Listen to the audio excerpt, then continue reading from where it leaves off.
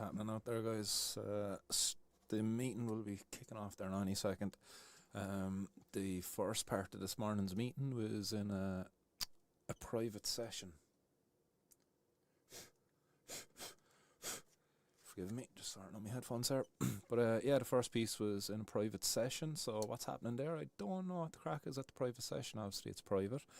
I'll reach out to Nicole Ryan, the Sinn Féin senator, later on and see what she can inform me on. Oh, I noticed my mic's a bit low there as well, actually. Now that I got my headphones sorted. There we go, that's probably a bit better.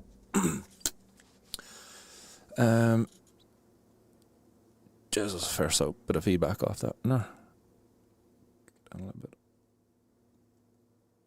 There we go, that's a bit better anyway. But yeah, we'll find out what's happening at that private session this afternoon. But earlier today as well, I only realised this morning when a memory came up, reminding me that we were at a National Drugs Forum meeting. Was it 2 years ago, I think it was? But yeah, that was happening today above in Croke Park.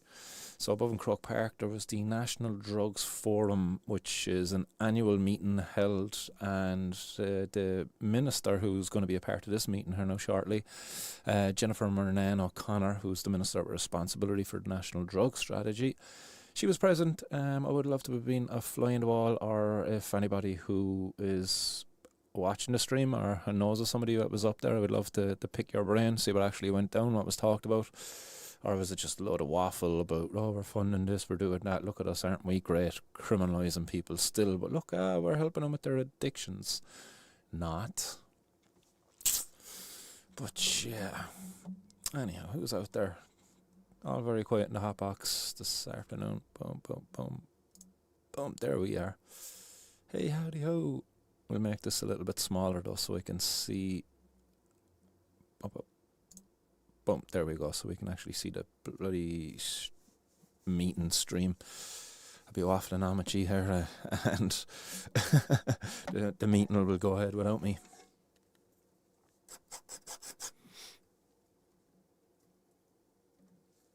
Oh. Let's make it bigger for one more second. Although, like, the green screen kills this, doesn't it? Yeah, you can't appreciate really the... Go on, get my face off of that. There it. Let's see. Yeah, you can't really appreciate this because of that green screen. Oh, you're getting a bit of a better look at it there now. Whatever the story is. There we go. Some Exodus crossed with psychosis. So shout out to Chilbert. If you're out there, Chilbert. One of your own. Yeah, it wasn't bad at all. It's not bad at all. Definitely got a nice bit of a cheesy kind of a smell going to it. It's not a stanky cheese, you know. It's more of a mild, you know, mild, maybe a mozzarella, not a cheddar. That's a bit of a cheesy joke, isn't it? Oh, do I hear something? No. That's a fucking aeroplane or a lawnmower or something outside.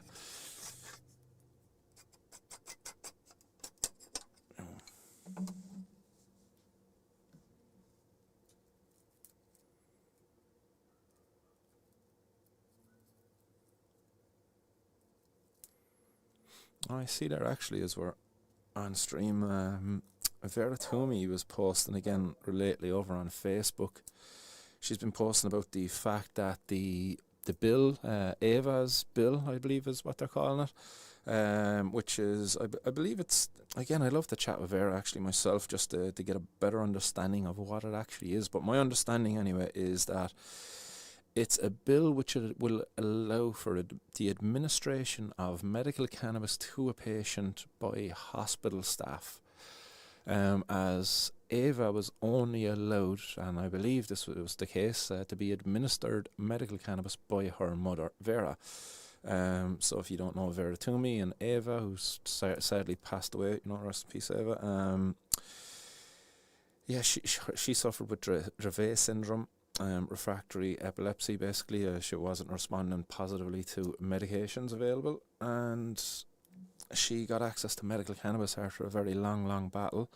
But even after that long battle, after she eventually got access to it, she wasn't afforded the quality of treatment that a patient should be afforded. You know, as a mother, she wasn't given the bloody respite that she should have been able to get to. Bad enough having to fight tooth and nail to get access to a medicine for your child, but to have to be up there, and not that she wouldn't have been up there by her bedside the whole time, but the fact that a nurse couldn't administer a medication, you know. You think about it, you're with any loved one at a hospital, would you feel right? Like, you're in a hospital and they're coming along, oh, you have to give him this medication, no, I can't give it to him. It's like, is there any other medications out there like that? I'm not aware of any. I've never heard anybody say, oh, so-and-so was in the hospital and, you know, fucking this person had to stay there and keep giving them the medicine because the nurses couldn't do it. And lo and behold, it's okay to do it with cannabis. They're 5 minutes late now for this meeting. Thought I was tardy.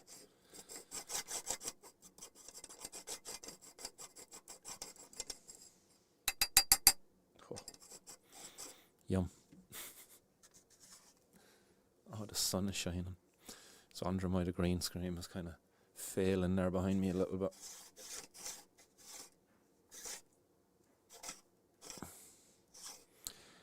Convoluted tubules.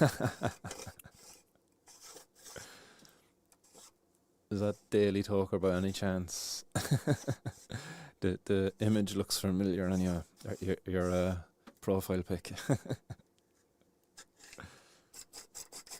Yeah, nice one for the compliment in the flower.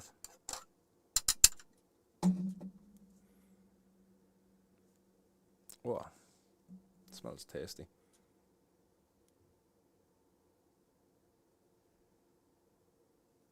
Yeah, it's got a very strong, pungent smell there, but the cheese isn't coming through it there at all. It's hard to say it's more. It's kind of a bit of a solvent-y kind of.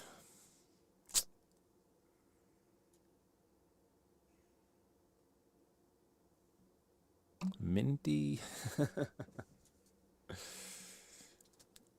Yeah, it's weird, the notes you'd get through. I always say it. I always say this. I would love to have a fucking little board there with all the terpenes so I could be able to kind of sniff and match.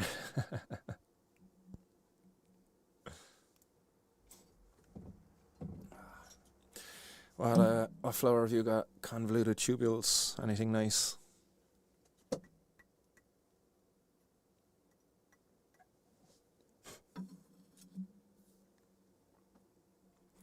This afternoon's meeting is happening a little bit later on in the day as well, and I believe that's because of that National Drugs Forum meeting that was happening earlier on today.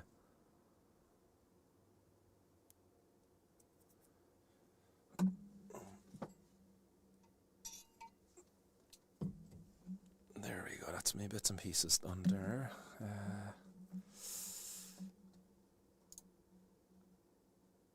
Let's see quickly what was happening.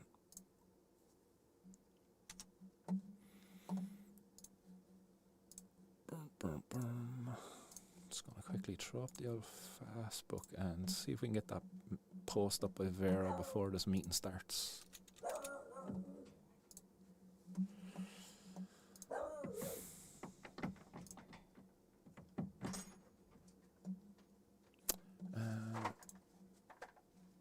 So there it is.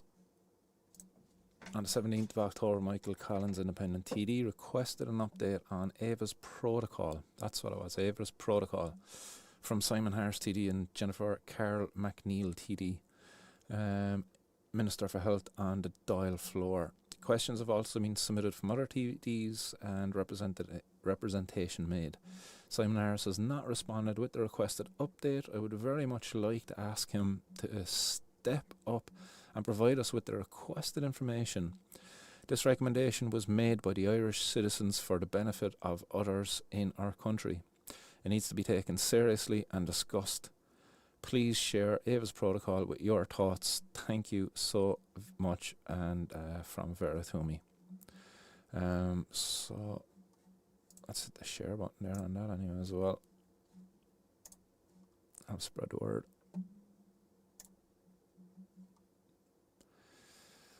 get it out there. There was also another post. Somebody had sent her an old Ava, she changed her world. You are loved, you are missed. Yeah, true words, very true words. Here it was. This was a post there from. Just make sure that meeting's not after starting. Boom, yeah, she has it. Mr. Harris. Today I speak on behalf of Vera Toomey and her late daughter Ava Barry. Today I speak on behalf of Vera Toomey and her late daughter Ava Barry, a story that embodies the courage of Irish families and the urgent need for compassionate healthcare reform. Ava suffered from Dravet syndrome, enduring up to 500 seizures a month. When conventional treatments failed, Vera fought tirelessly for access to medicinal cannabis. She walked from Cork to Leinster House twice, became a medical exile in the Netherlands, and ultimately secured a licence that reduced Ava's seizures by 70%, allowing her to live with dignity. Even in hospital, Vera was the only person permitted to administer Ava's medication, highlighting a dangerous gap in our healthcare system. Ava passed away in May 2023, and the jury at her inquest recommended a national policy, now known as Ava's Protocol, to oversee the administration of essential but unlicensed medicines. Taoiseach, I'm asking you and this government to formally adopt Ava's Protocol and integrate it into national healthcare policy. Well, thank you very much, Deputy Collins, for bringing this up. And can I pay tribute to Vera Toomey, because if Vera was watching in on this, she'd be the first to say we had a very testy relationship at the start. Until I very quickly realised that Vera was a mum who would do absolutely anything for her child. And I think of poor Vera and the late Ava today. Vera and Ava changed Ireland in terms of the reforms that were brought about. And I remember signing the licence for Ava to get access to medicinal cannabis to try and bring her some degree of ease from the most horrific situation. So Vera, we owe her a sense of gratitude for the work that she did, and I thank her for the work that she did. And I remember fondly and think of poor Ava today and old Vera and her family. I'll ask the Department of Health where this is at and how they intend to act on that recommendation. I think it's important that that recommendation is taken seriously. We currently have, I believe, two separate programmes. We have the Legislative Medical Cannabis Access Programme, the MCAP, and we have the Administrative Ministerial Licence Programme as well. But let me see where the Department of Health is at in terms of the next steps, and I'll come back to you directly. Very much. Mr. Daly. Today I speak on behalf of Vera Toomey and So, there you see, it's just more waffle from these guys. How long are we down the road now since the MCAP? Was that actually brought in? That's in a queer bit now, and still is two pathways there. You be both. Neither are effective.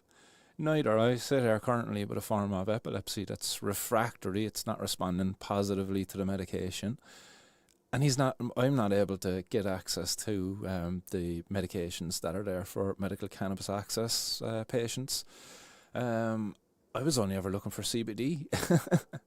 I was never actually looking to get access to Sativex. I've not really I don't really believe that. Not that. Yeah, I believe CBD is the one that I would be needing to get access to more effectively, more consistently. The quality of some of the products out in the market, not knocking them or anything, and the dosages in them, they're just not sufficient for a patient's needs. They're not cost effective, so it's a bit of a joke.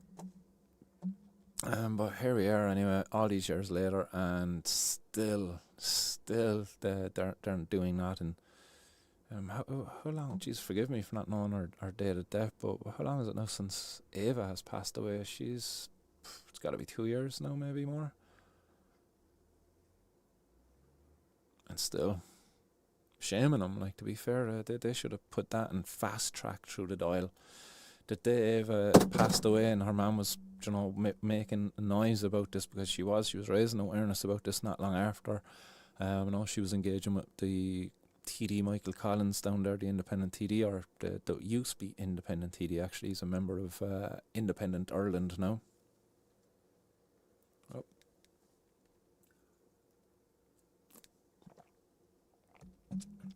And they don't care at all. They've not very little empathy.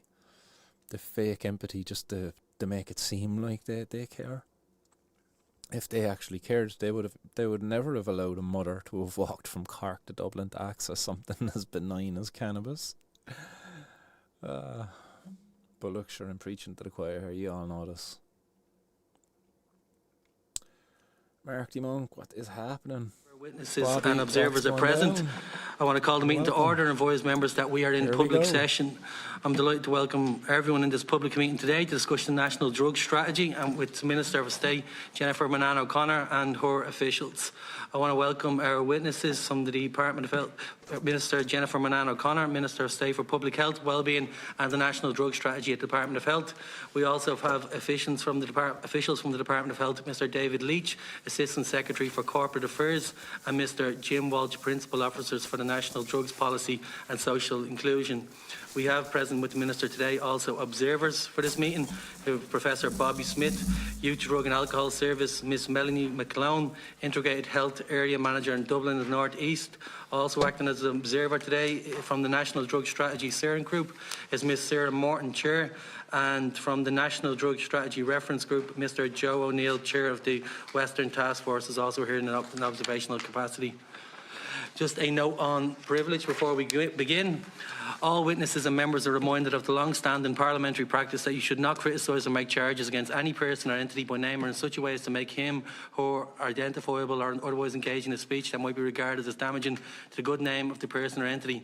Therefore, if your statements are potentially defamatory in relation to an identifiable person or entity, you'll be directed to discontinue your remarks. It is imperative that you comply with any such direction.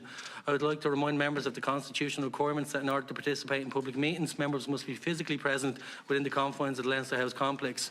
Members of the committee attending remotely must do so from within the precincts of Leinster House. This is due to the constitutional requirement that in order to participate in public meetings, members must be physically present within the confines of the place where the Parliament has chosen to sit. In this regard, I would ask that any member partaking via MS Teams that prior to making their contribution to the meeting that you confirm that you are on the grounds of the Leinster House campus. We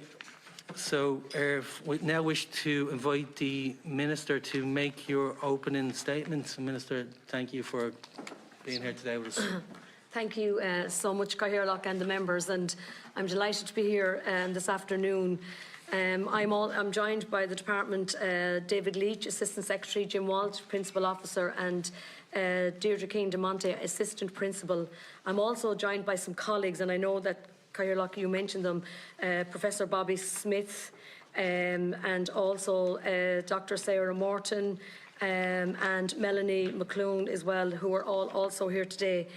As I said, it's great for me to be here with the talking to you about the National Drug Strategy. So we have at the moment, Sarah is the chair of the steering group and she's overseeing the drafting of the next National Drug Strategy. So the role of the steering committee is to provide oversight, guidance and expert advice on the content of the strategy.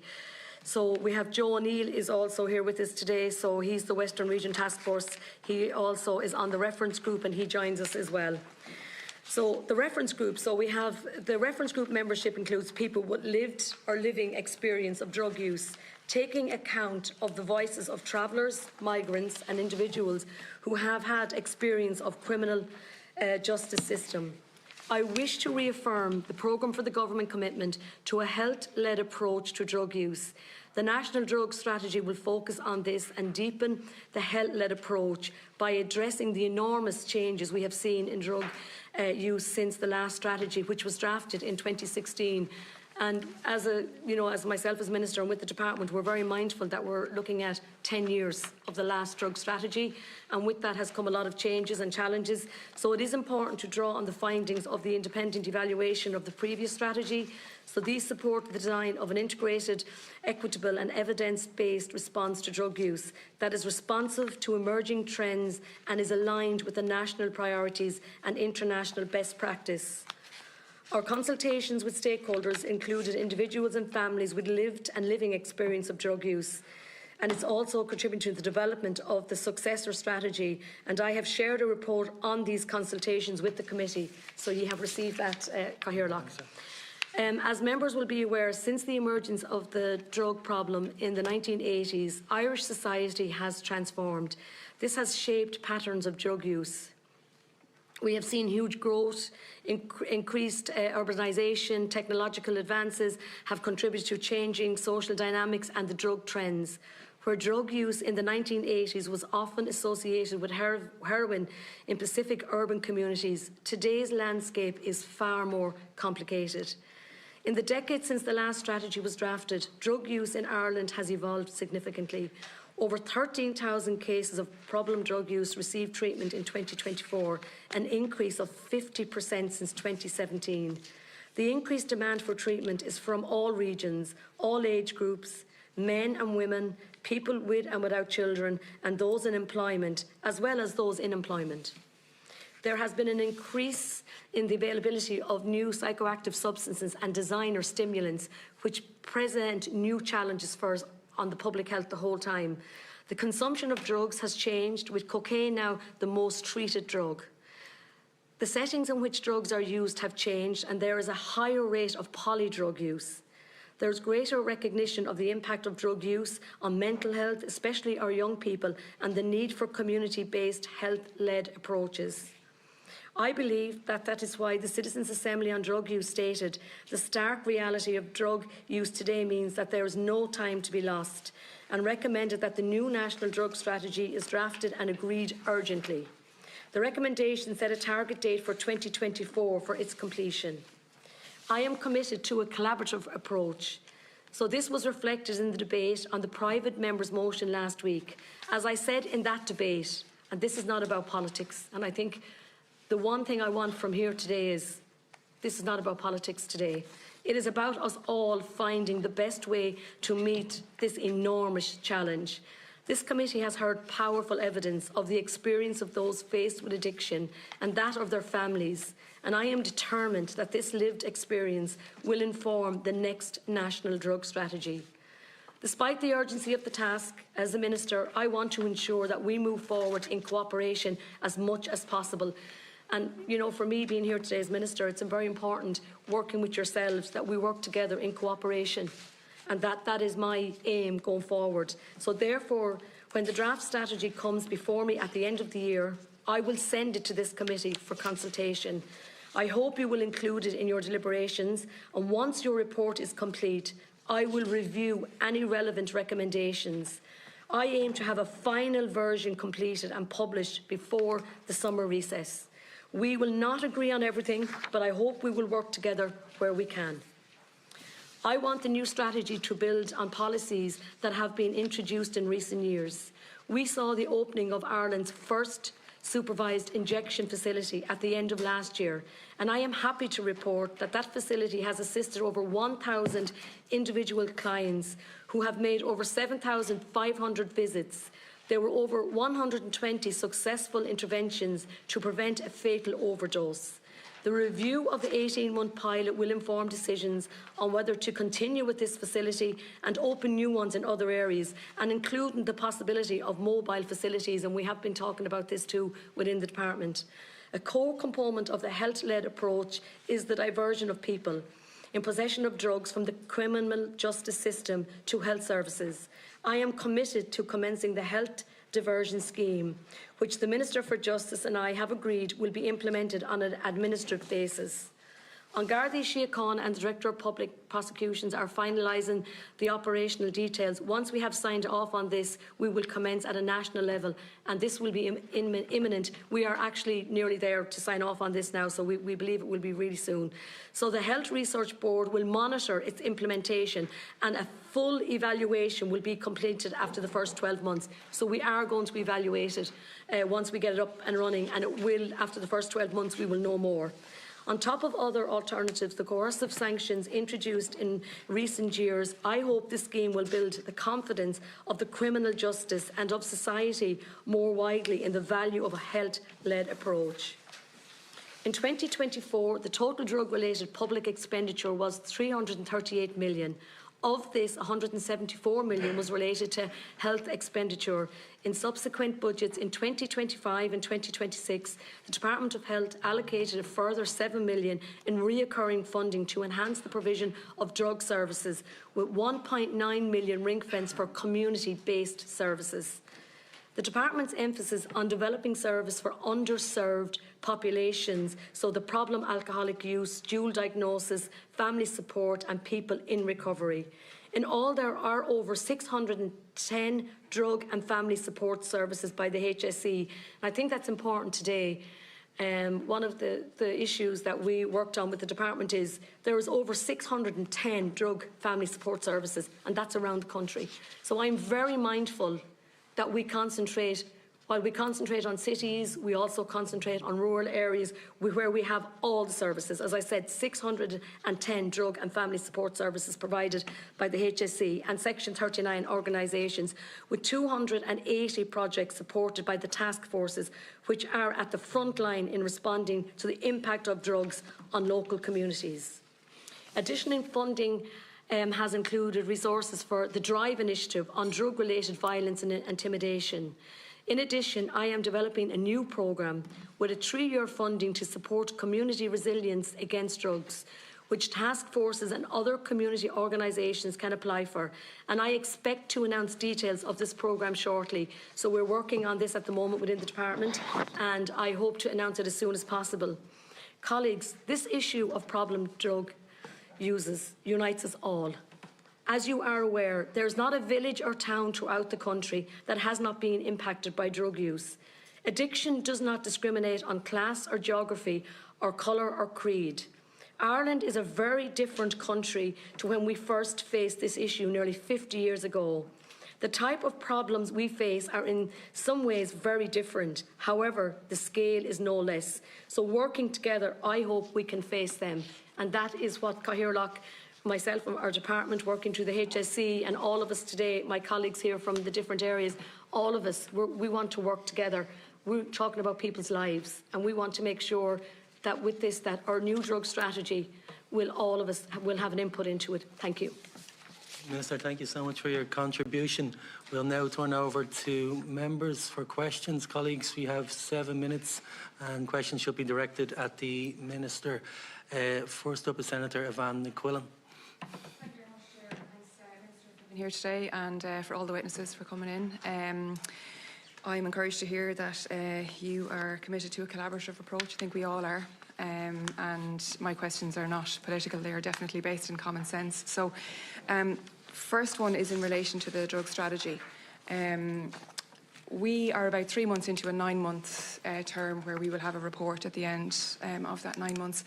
And I wonder, is there, just a pause for thought in terms of waiting? We have a lot of witnesses that we still would like to hear from in this committee, and, those witnesses are really, really important. They bring the lived experience that we've all talked about and that you've mentioned in your opening statement. Is there an opportunity to pause the draft and to wait until we have finished our report so that the people that are yet to come in actually feel heard? Yeah, absolutely. We are doing that. We are going to have our own first draft in December, early January. Then we will give the draft here to your committee. Then we will work in collaborative with you. And then and I'm with the department, working with you. We then want the final draft done in June. So we are going to work with you. We're going to give you our draft, and then we'll go to publish the end of June, July. We want to have it published before the recess in summer. But we will go ahead with our one, but we will hold off until we work with you for the few months. That's what we're doing. And I know, David, you want to maybe come in on that? Yeah. Senator, so the plan is that we will finish the draft in December, January. We will send it to yourselves. We will obviously continue on with work in the background. If there are urgent actions arriving from the strategy, you'd expect us to carry on with that. The committee, the previous drugs committee, made it clear that they wanted us to move on with the work in their interim report, and similarly the Citizens Assembly on Drug Use wanted us to move on with the strategy, but the Minister has prevailed upon us that we would include yourselves and that we would send the draft report to yourselves once it is complete, that you would reflect on that, and then you will produce, as I understand it, Chair, your report in June, and then we can take your report and we can incorporate in the final version of the National Drug Strategy the recommendations that you would make from your own report. There were 2, I think, recommendations already in the interim report, and that has been reflected in the strategy process. Take our report into consideration. Yes, of course. Yes, it's really important. That's what we're doing. So, Minister, your presence here today kind of began during a meeting here on the 2nd of of October, where a lot of the witnesses that we had in that day were expressing disquiet just at the fact that the steering group had been comprised and that had been kind of made up without some of the witnesses and some of the key stakeholders and community groups that, again, are working on the ground and have that lived experience. So I wonder, first of all, what's the difference between a steering group and a reference group? Okay. I might take that, Minister, if that's okay. Yeah, we have the chair of the steering group and a member of the reference group here, so unfortunately they can't address you. Just to explain the difference, I suppose. So, the steering group is a group of experts, and they're brought together with expert knowledge of the area. There are 3 government departments on it, 2 agencies, the HSE and the HRB, 2 international experts, the former head of the European Drugs Agency and the UK Recovery Champion, and 2 members of civil society. And they drive the process, I suppose, in line with best practice. Civil society, sorry, I'm so sorry, I'm caught for time. So civil society is what exactly? Is that people with lived experience, or is it community groups who are working on the ground, or like what does civil society mean? In this case, it's people who are providing drug services and people who have lived experience of drug services. So there's 2 people on with direct experience of providing drugs services and actually receiving drug services. And how were they kind of chosen? Or we went through a process, a stakeholder identification process, and they were the 2 people we identified. So we had a very rigorous process. So we had 240 people attended our consultation, our consultations.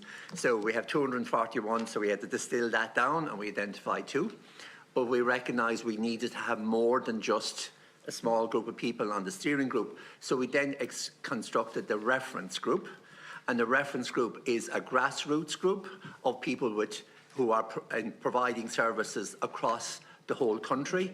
A number of those people have lived experience, a number of those people are involved in family support services, a number of those are providing services in rural areas, a number of those are community-based projects, some are working with travellers, some are working with migrants. We brought them all together to make sure to sense check what was coming from the steering group to reflect, and we have Joe O'Neill here, chair of the task force, he's on the group, to sense check what was coming from the steering group with the experience of the grassroots organisations. And have you got examples where the reference group might have actually changed like a policy, procedure or direction that you were going in? Like what's the power of the reference group, and have they had a voice? Yeah. So I'll pass that over to my colleague Deirdre, who has convened the meetings of the reference group, has attended those, and you can maybe address that question about the discussion and engagement. So one example, and I suppose it is still a process and the draft strategy is still in development, but certainly I can say that the family support network representation has brought family to the centre and the fore in the draft documentation that we have been preparing. Okay, I just have another question in relation to the recent restrictions on HHC cannabinoids. Like producers of these kind of psychoactive synthetic drugs are really clever, and they keep kind of reinventing the wheel, and they are catching up. Are you happy with the thresholds? Are you happy with the way that has gone, even since the announcement by the Minister recently? Yeah, look, absolutely. The HHC, as you know now, is an illegal drug, and with the time, drugs are evolving, and I know you would know this from all your meetings. So with everything evolving, we're very mindful of the changes within the drugs and within things that are happening within the country. So I think we need to work more on how we look at I suppose making things move quicker. And that would be our aim within the drug strategy, that that we do move quicker within making drugs an illegal substance. So that is part of what we want to do going forward, and that will be part of what will happen within the new drug strategy. Thank you, Minister, and thank you, Senator Senator. McLoone. Next speaker is Senator Mary Fitzpatrick, has switched with Deputy James O'Connor. And thank you, Minister, and thank you to your department officials and to the other participants here today. We appreciate it. We appreciate your presence, but more importantly, we appreciate the work you're all doing. And Minister, your opening statement very clearly and eloquently acknowledges the changed landscape for drug use, drug abuse, addiction in our society. And I suppose it is very dynamic, and we all accept that. Your reference there to the HHC, and it's always changing, it's always dynamic. But the challenge that you have, that we have collectively, and I like your language, I like the collaborative approach and the collective approach, and none of us have a magic wand, and we do need to work together, because it is a huge problem. It's a public health problem, and it is destroying lives and families and communities, and none of us can accept that. Your acknowledgement that there is greater need for greater community-based health-led approach, that access to supports and services should be based where people need them and close to that need, and that the lived experience should be incorporated in the next strategy is very important. And it's heartening to hear how these stakeholder groups and reference groups are incorporating that. In terms of the strategy, I think it'll help us actually to have the draft strategy in December, not to be argumentative with Senator Quillen, but just to say that I actually think having that draft in December will help inform the hearings that we're going to have then in the first half of next year, because we'll have a sense of how the strategy is potentially changing. We'll be having witnesses in that first 6 months, and we can use the draft strategy not just to come back to yourselves, but actually to inform those hearings. So I think that will be very useful and powerful, and thank you for giving us that opportunity. I share your urgency to have a new strategy. It does need to be done.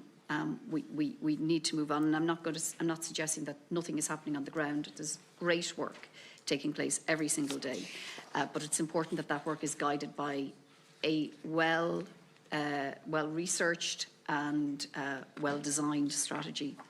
For the few minutes that I have, I'd really like to hear a bit more from you, if it's possible, Minister, on the health diversion scheme that you're working on with the Department of Justice. The Department of Justice is going to play a huge part in that. Yeah. And there's going to be many elements to a health-led approach, and from education and resilience and prevention. But the diversion element, I'm very interested to know, how are those discussions going? And is there support there from the Department of Justice and from the Garda Síochána and from those who are going to have to be intrinsically involved in its implementation? And how are they going to balance? How are they going to balance that challenge between recognising that there's real public health concerns, but there's also a real need? Society has a demand to address drug-related crime. So could you share with the committee how the work is going on the health diversion scheme? Yeah, and thank you, Senator. And as you know, the government is committed to diverting people in the process of drugs to the health service, and that is our aim. So if you look at the Citizens' Assembly in Recommendation 17, it said that drug possession should remain illegal, and our health diversion scheme is in line with this. But we are just again waiting, and I think it is imminent on this, the health diversion scheme to be from the Gardaí, and I know we've been also, the DPP has also been working with us on this. But we have, as in our own remit, we have recruited 9 SARE practitioners around the country. So we're ready. So we as a department are ready. We have 9 SAREs there around the country, practitioners, to work on this health-led approach, to work with those people that are found with very small amount of drugs, to lead that health-led approach, and that's what we're doing. So we are just waiting on this, Senator. It is important that we do believe, and Jim, maybe you might want to come in on this, because I know you have been very much involved in this as well, that we feel it will happen quite quickly now. Yeah, I suppose there's a few things. First of all, Garda Síochána are totally supportive of this. And in the previous committee, Assistant Commissioner Justin Kelly, who is now the Commissioner, came and spoke before the committee, and he said we will support whatever the direction of government is, really strong. And I think it might be good to bring him back in again now that he is the top man, but I'm sure he will repeat that. We've been working with colleagues in the drugs Bureau in the Guards, completely supportive of us. I think there's 2 key things in terms of a sense of assurance. One is it's coming in on an administrative basis. So the law, the powers of the Gardaí are not being changed.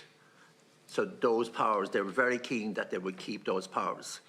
So that's no change in that. Second thing, and I think this is maybe is a concern, okay, so it's the discretion of the guards will be by which people will be referred. And we know that discretion can be fair and unfair. Yeah. And I suppose the thing here is that we want the maximum discretion, and also we will monitor that discretion over the course of the year. And if we find that one Garda area is referring more than another, we'll want to know why. And if there are some groups who are not being referred less often than other groups, we'll want to know why. So we will have a very rigorous monitoring framework in place to track that almost live, and we can see then if that discretion is in a way being misused. So I think there is a real common purpose here, politically, between the ministers, administratively, with the DPP, with the Garda Síochána. It has taken us longer than we wanted it, but that's because when we have it, it'll be well thought out, and the DP will be able to stand over it, and the Commissioner will be able to stand over the scheme. So we will have the best fit-for-purpose scheme that we can have in the Irish model. And do you anticipate that when we get a draft copy, and I'm sorry, it'd be a really quick question, it's a yes or no answer, when we get a draft copy of the strategy, that there will be like detailed information on how that health diversion scheme will work? 100%, yeah. Okay, thank you. Hopefully before that. Yeah, brilliant. Okay, thank you. Thank you, Mr. Senator Linderwan. Thanks for the presentation. I think, Minister, there's a real concern in Ireland around the shrinking space of civil society, especially community organisations, community development-led organisations, especially organisations that are willing to dissent, be critical, push back, call out policy when it's not working for particular communities. And it's within that vein that I would like to ask the following questions, and I think I don't see any reason why you would need to defer the questions. They're kind of simple enough. What I'm wondering is, did you, from a process perspective, did you make the decision to remove ISCA from the national oversight structures of the National Drug Strategy? Was that your decision? No, absolutely not. But, Senator, and thank you for asking that, because I think ISCA which has come up quite regularly recently, and as I said, and I think this is very important. Oh, sorry. So, no, look, can just I let me finish. Yes, I'm just saying, look, what I can just say is what I said to the department, and myself working with the department, is we have 610 services around the country. Yeah. ISCA is a very particular service. But did you make the decision? No. Who made the decision? I'm asking who made the decision. You're the public representative, right? Legacy lies with you. You will be answerable to the electorate, okay? I'm asking if you made the decision. I'm only asking if you made the decision. No. I can assure you, Senator, I can assure you that we are working with everybody. No, I'm not yeah, but I can just tell you, we agreed this. We're working together. No, I'm sorry. No, but I'm sorry, Senator. They're my questions. I want specific questions. Is paused. Who? While we draft. Okay. It's paused. Yeah. Who made the decision? Look, Senator, as you said, I'm the minister. Yes. I'm the minister for every service around the country. Okay. Every service is important to me, Senator. Nobody's going to get anything if we're talking over each other. Every service is important to me. And what I'm saying is we are working on that. I'm talking about the national oversight of the strategy. It's paused. The strategy. It's paused at the moment, okay, so there's no reference group. It's paused at the moment. The reference group is paused. It's paused at the moment. Okay. No, the rational oversight. You asked about can I just interfere here for 1 second? Nobody's heard anything at the moment. Lynn, could you ask? I didn't say the oversight committee, right? I said the national oversight structures, right? The structure has changed, right? So I'm asking, did you make the decision when it comes to citywide and ISCA to remove them from oversight structures? No. Okay.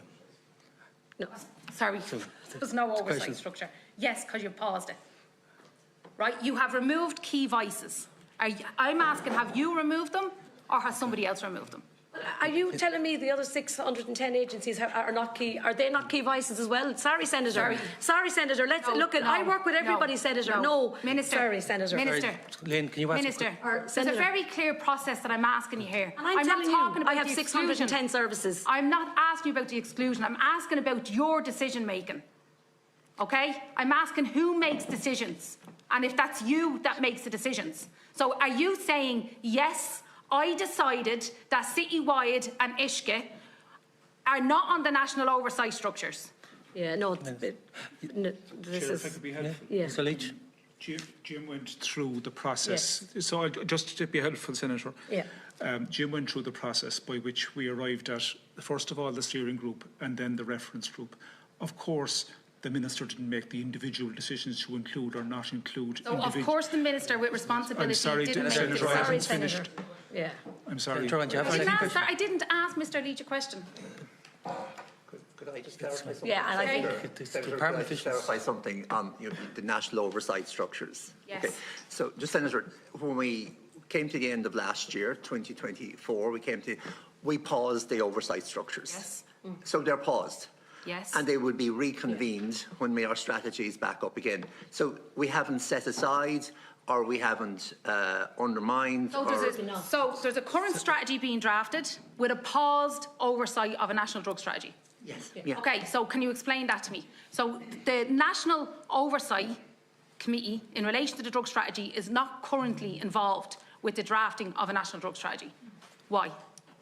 Well, at the moment, as we said, Senator, we are working within the different groups in terms, we're working with the draft, we're working with you and the people you represent. But Minister, in all fairness, you're not working with us. You've given us 4 weeks in June. You have said you want to collaborate. I do. Sorry. Committee report from this committee is in June. You're saying you're going to launch your final strategy before the summer recess. I'm hoping. So you expect us to draft a report and for you to amend your strategy in line with this committee in 4 weeks, and you want us to turn that around in 4 weeks? Look, Senator, we are here to work with you. And it's not a case of, I can assure you, we want to make sure everyone is included. And that is absolutely the way going forward. Our first draft, Senator, will be ready at Christmas. So we are working with you then in collaboration. How can you work with us in collaboration? So because you can have an interim report, right, which is different to this. This is a paused draft, right? An interim report is a different thing that we had from 2009 to 2016, okay? And that's what the committee has called for real collaboration, right, and cooperation. Do you expect us to be able to do the work of this committee, develop our own report, see our own witnesses, and somehow form a view on your strategy at the same time as that work?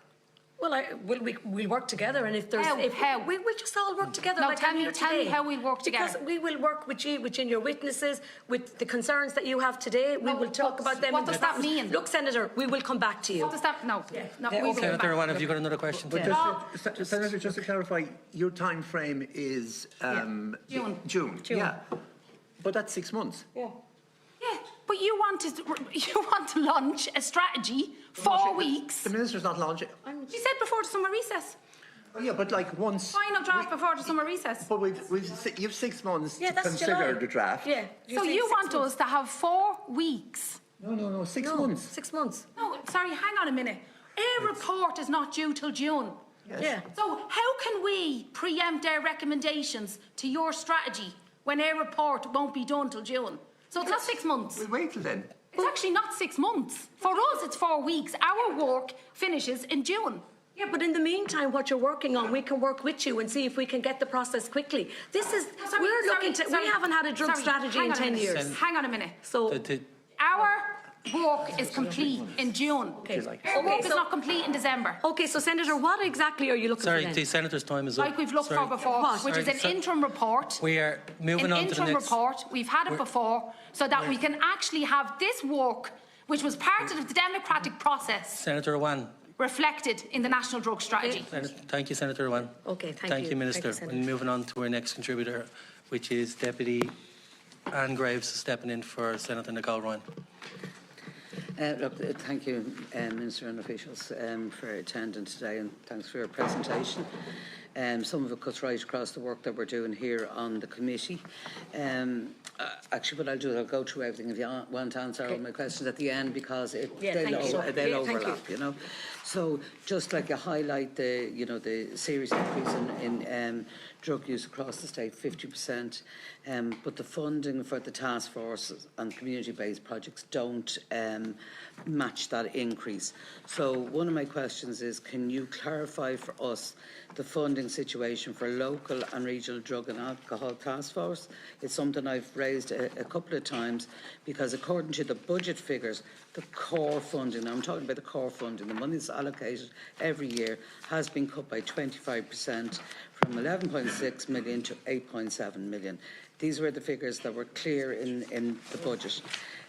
Funding must also be made available to develop addiction services outside Dublin. So bad and odd it is in Dublin for people trying to kind of get into services, it's virtually impossible for those that are outside, you know, in rural areas in particular. I've met a lot of the communities there, and there's nothing available for them. So I want to know what your plan is to develop community-based service outside of the Dublin area. Focusing on the drug strategy, which we've had a lot of conversation on it. I've met a number of the community representatives, community project service providers, etc., and they have been in here with the committee as well, and their big concern is that they're not being consulted, even indirectly they're not being involved. So I welcome you holding off on the publication of the strategy, but we do need genuine consultation with this committee, but also with the certain sectors that feel that they have been excluded. So when you give us an initial draft, which you said in December, we won't have our work done here, you know. So will that also go to not just the committee, but relevant sectors that would have an input, and that's really important to us. And then the other question on that is, and this is to cover somewhat what Senator Ruan said, you know, our work should really be continuing in parallel. So we won't have a draft until the summer, but our work will be continuing. We'll see your draft, but we won't have met some of the stakeholders that may be included in that draft at that point in time. So, you know, is there going to be draft 2, draft 3 as our work progresses? Can the drafts from the committee, on the strategy, run in parallel with the work that we're doing? Because, you know, we don't want you to preempt the work that we're doing or what the outcome of the committee is, but also we would like to have an input the whole way through. And then, you know, look, we all want the same thing. We all want a resolution, and we need to all work together. You know, and finally, then you state that you will make funding available for task forces. Yeah. So, can you clarify how much would be made available to drive and to the task forces? You know, I think it should be allocated directly to task forces. They already have the drug-related intimidation groups in place, but you're proposing kind of pitting the task force and the community organisations against each other. And then finally, and this is the personal one, I did write to you a couple of months ago and asked for a meeting, so I would appreciate a response. Absolutely. Thank you. Well, first of all, thank you so much, and I just want to compliment the task forces and the work they do. We have 24 task forces around the country, and as you said, Deputy, they do absolutely excellent work, and I think it's important. Now, we haven't had any cuts in the budget, so there has been no cuts to the task forces, but what we are doing is we're reviewing, so we're working with the HSE and we're looking at the structure and how we work together within those 24 task forces around the country. And that is so important because the work they do is so vital to us within the communities, and that is something that we are working on at the moment. Just going back to the draft, absolutely, when we have the draft, when people want to make a submission or work within the draft, the drug strategy that we're doing now, absolutely. And the other thing is, if you have people that want to talk to us or feel excluded, we and the department, we will meet with them, and I think that's important. Like, we're here to work with everybody, and I need that to go out today, that we're not absolutely excluding anyone. If people want to meet with us, we will certainly meet with them. If people want to put in a submission with the first draft, we will work on that, Jim and David and myself, through the department. And just on the drive, and I think it's important when we speak about drive, because drive is another absolutely fabulous. It's nationwide now, and it's about confidentiality for personal support for families that want support, that can go, to their Gardaí, and it's all confidential and everything. There has been no cuts to drive either, so there's 250 annually gone to drive. We have no cuts, 250,000, sorry, just to be sure, 250,000. And then we have our task forces as well. There has been no cuts to them. We will have to look at the stream of funding. We are looking at that nationally, but as I said, we will work with you. And Deputy, I certainly will meet you before Christmas, if not in the next week or two. And thank you so much. And maybe if someone else wants to. So just to say on the budgets, Deputy, so it's about 28 million to task forces. It's about 170 odd million in total is the spending between the HSE and the department directly in terms of drug services in a total, and that 28 million supports about 280 rather individual services. So, and there are 610 in total around the country. So a lot of it is through grant aid agreements and service level agreements with the HSE, but it's all recurring funding. So it's funding that is there every year and should be there next year. Now, obviously, service needs change in communities from time to time, and services will have to change to reflect that, and the HSE would negotiate that locally. But we would see, I'd be very hopeful, Deputy, that if we can get a strategy in place, I mean, it's important for us to have evidence at the end of the day, to be able to, to have a strong strategy that everyone has contributed, that we're, if we can get cross-party agreement and political agreement on what needs to happen, we have a very solid footing then to seek further funding into the future. And that's really important, because my biggest concern, frankly, since I've been in this role, and it's only the last couple of months, is an attempt to roll out these services in every area of the country, because the nature of the problem is no longer confined to certain communities or certain places. Thank you, Mr. Leach. It's right across the country. Thank you. Sorry, one second. If it's a yes or no. Just in terms of the funding, could you send me a breakdown, because the budget is definitely not clear and I'm getting lost. Certainly. Yeah, no, we will. Yeah, we'll get that. Thank you, Deputy We'll get that. Deputy Marie Sherlock. 7 minutes. Very much, Chair, and thank you, Minister, and to your officials for attending today. I know there's also officials from the HSE and from the steering and reference group, and we perhaps might have an engagement with yourselves at another time. But I suppose my questions are very much to the Minister today. Minister, I do want to just say at the outset, I very much welcome the sentiment in terms of when you say that you want to collaborate with our committee. I do have very real concerns about the timing in terms of the publication of the draft report, and then the conclusion of the finalised report and the incorporation of our recommendations. My own sense of it is that we probably need to see your draft and then try and engage with yourself then as to whether summer before the recess is really a realistic deadline and a desirable one, because we want the strategy to be right, and not anything otherwise.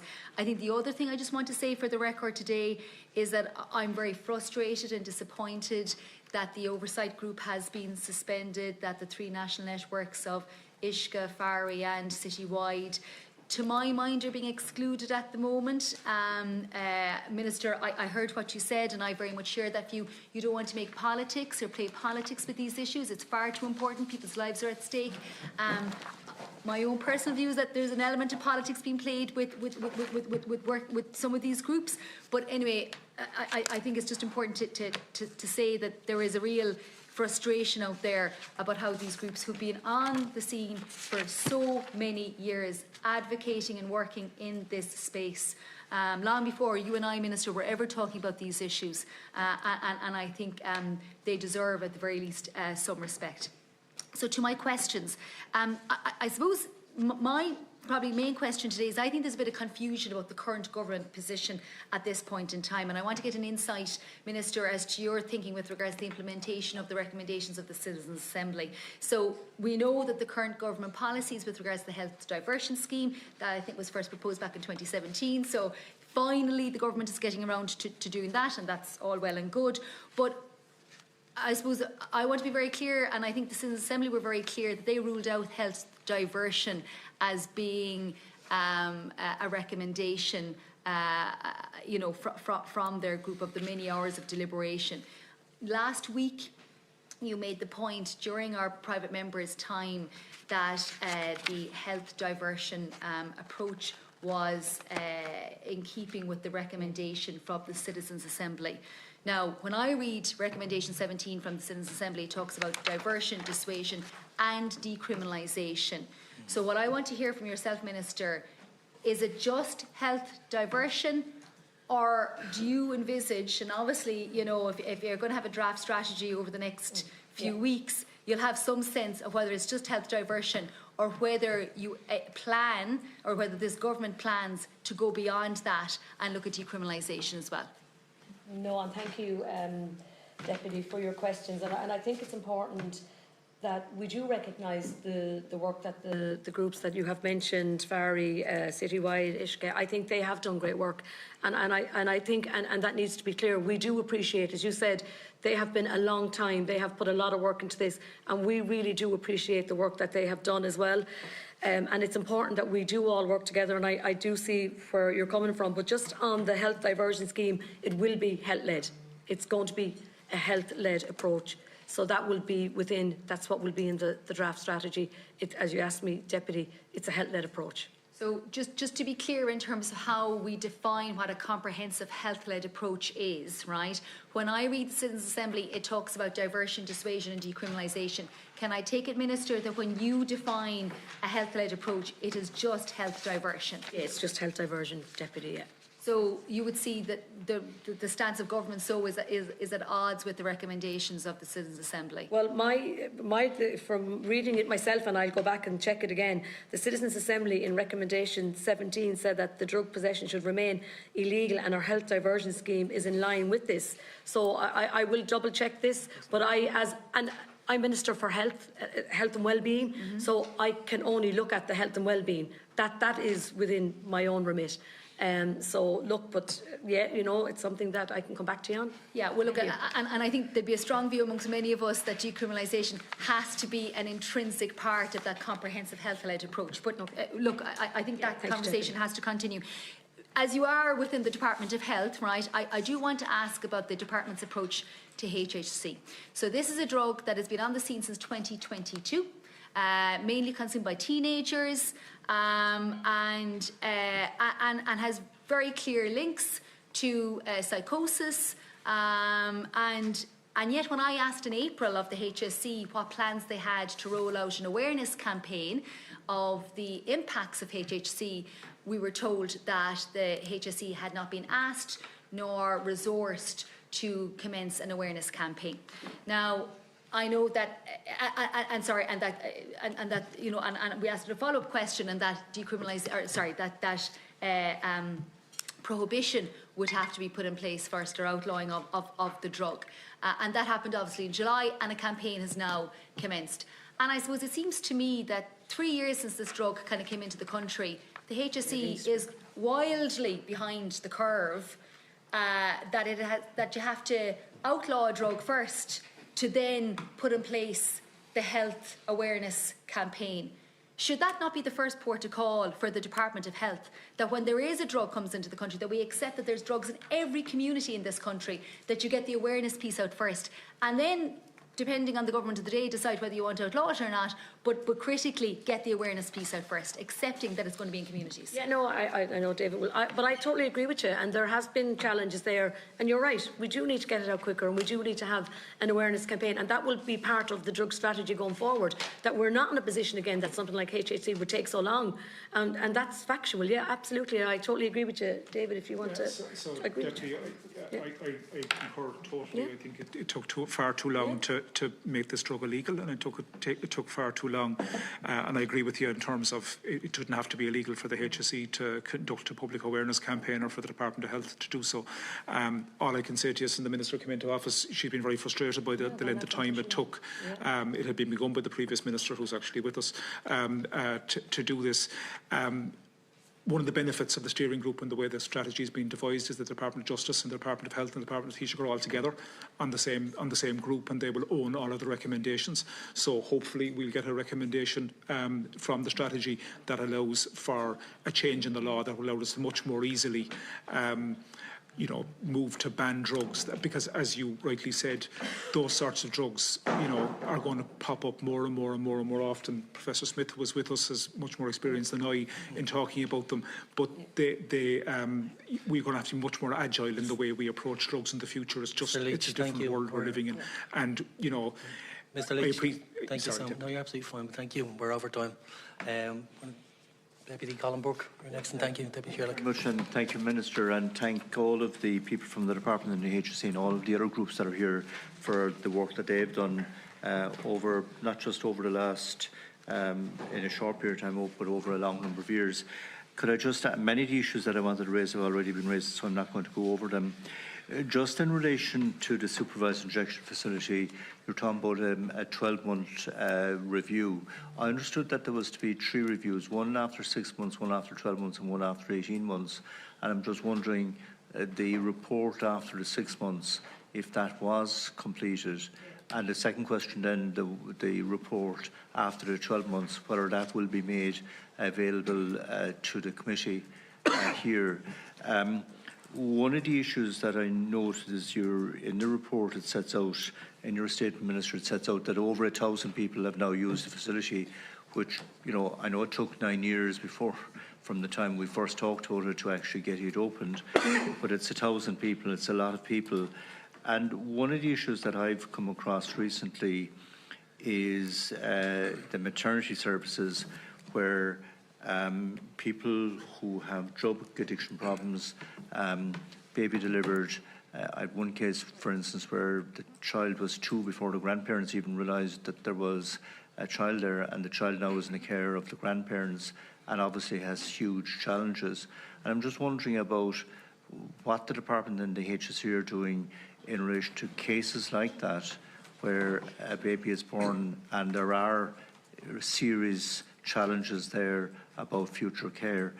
And the third thing I just want to touch on is the day centre in Cork. As you know, we don't have a supervised injection facility. We have over 600 people in the city who are homeless. They have shelters at night to go to. Not all of them use them, but the vast majority do. Then they have no place to go during the day. There's a building identified with the last 18 months. I'm concerned that that may not be available unless it's clearly set out that funding is available to develop that as a day centre, and then it's about coordinating all of the services from the HSE in there. My understanding is the HSE are already spending over €2 million in support staff that are providing care for a lot of those people who are homeless. So I'm just wondering on those 3 issues if I could get an answer on. Thanks. Yeah, and first of all, Deputy, I want to thank you for your work and your dedication, and I've had many a talk with you, and I know how committed you are and how hard you've worked too, and I think it's important to thank you today for that. So as you know, the Department of Health supports the Health Hub proposal and is committed to working with the HSE to secure funding through the capital plan, and that is absolutely correct. That's what we're doing. I know there's issues, and I know you are working with Cork County Council because they're part of this as well. So we are working with the HSE, but we are committed to funding, Deputy. So we are committed to that through the department, and we will come back to you. I know you've come to me on this several times, and I can assure you we are committed to that through our own department. Just on, and I think it was important when you brought up the women, the gender Pacifics, and we're seeing this, that women are facing particular challenges, creating care responsibilities, stigma, fear of losing their children. So again, going forward, and I know that Dr. Morton, who was here today, would have spoke about this, but we are really prioritising this too in our drug strategy. We know that this has to happen. We're very mindful of women, and we need to make sure that the supports are there for them.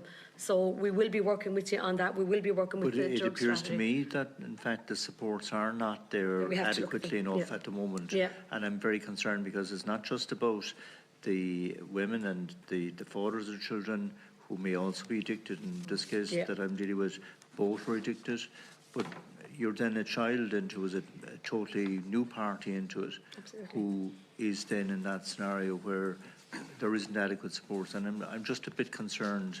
I thought we had progressed on that issue, but it appears that we haven't. Okay. And look, maybe, Deputy, if you have cases or whatever, but it will be in the new drug strategy, and you are right, there is concerns there, and we are working within the drug strategy and the services. And just in relation to relationship with maternity units around the country, there are 19 maternity units. Okay. Is there a structure in place as regards for the particular maternity unit to be able to get onto the HSE to coordinate support for the parents of that child and to support the child as well? Okay, well, there is drug midwives in the hospitals, in the maternity hospitals. Look, again, we will relook at that, Deputy, but there is drug midwives in the hospitals. But I'm not concerned about the people in the hospital. It would be after the aftercare. child Okay, is born. well, we'll have to address I'm that. concerned about okay. and what structure we have in place to deal with that. We will definitely be looking and at it's that. not just about the Department of Health, it's also social services, so it's a whole range of areas. And it's also local authorities as well as regards housing, etc. Okay, yeah. So it's a collaborative approach. You can, maybe someone would come back to me on that? Yeah, we'll come back to it. Yeah. And just on the report from the supervised injection facility, will that be made available to the committee? Yeah. And what kind of timescale are we talking about when that would be made available? So we got the evaluation report after 6 months. Yeah, we got that. And we're happy we'll share that with you. That was done by a research group on behalf of the HSE. The next one is actually after 18 months. So there's just 2 evaluation reports, an interim one after 6 months and a final one then after the 18 months. And just from the operation of the supervised injection facility to date, I mean, are there more supports that we should be putting in place to help the people who are using that facility as regards trying to get them to work through the challenges that they have, whether it's in relation to housing, whether it's in relation to supports? I'm just wondering, where are we with that? So, Deputy, as you're probably aware, the facility is based in Merchants Quays facility. I mean, one of the benefits of the 18-month period is that they've had to tweak and change the service a bit over the last, in the first couple of months of operation. They, found different. We changed the opening hours, things like that, to make sure it was operating to meet the needs of the community as well as to meet the needs of the people using it. But as you're probably aware, it's in the Merchants Quay facility, so all of the services available in the Merchants Quay facility, whether it be needle exchange, whether it be supports from social work, whatever, are all available to the users of the SIF. And obviously there's no compulsion, Deputy, for them to do so. They can engage with those if they wish. What I'm asking is, from what we have, the information we've gathered to date, is there additional supports that should now be put in place now that we're nearly 12 months through the system? So very briefly, if you can answer the question. Well, we'll look at share the report with you on that. I think the main support is, that's a low threshold service. It's people at their most vulnerable. Once they're in there, we can then move them on. And again, thanks to you, 400 metres up the road, we have now opened a residential services for people who are homeless and are in need treatment.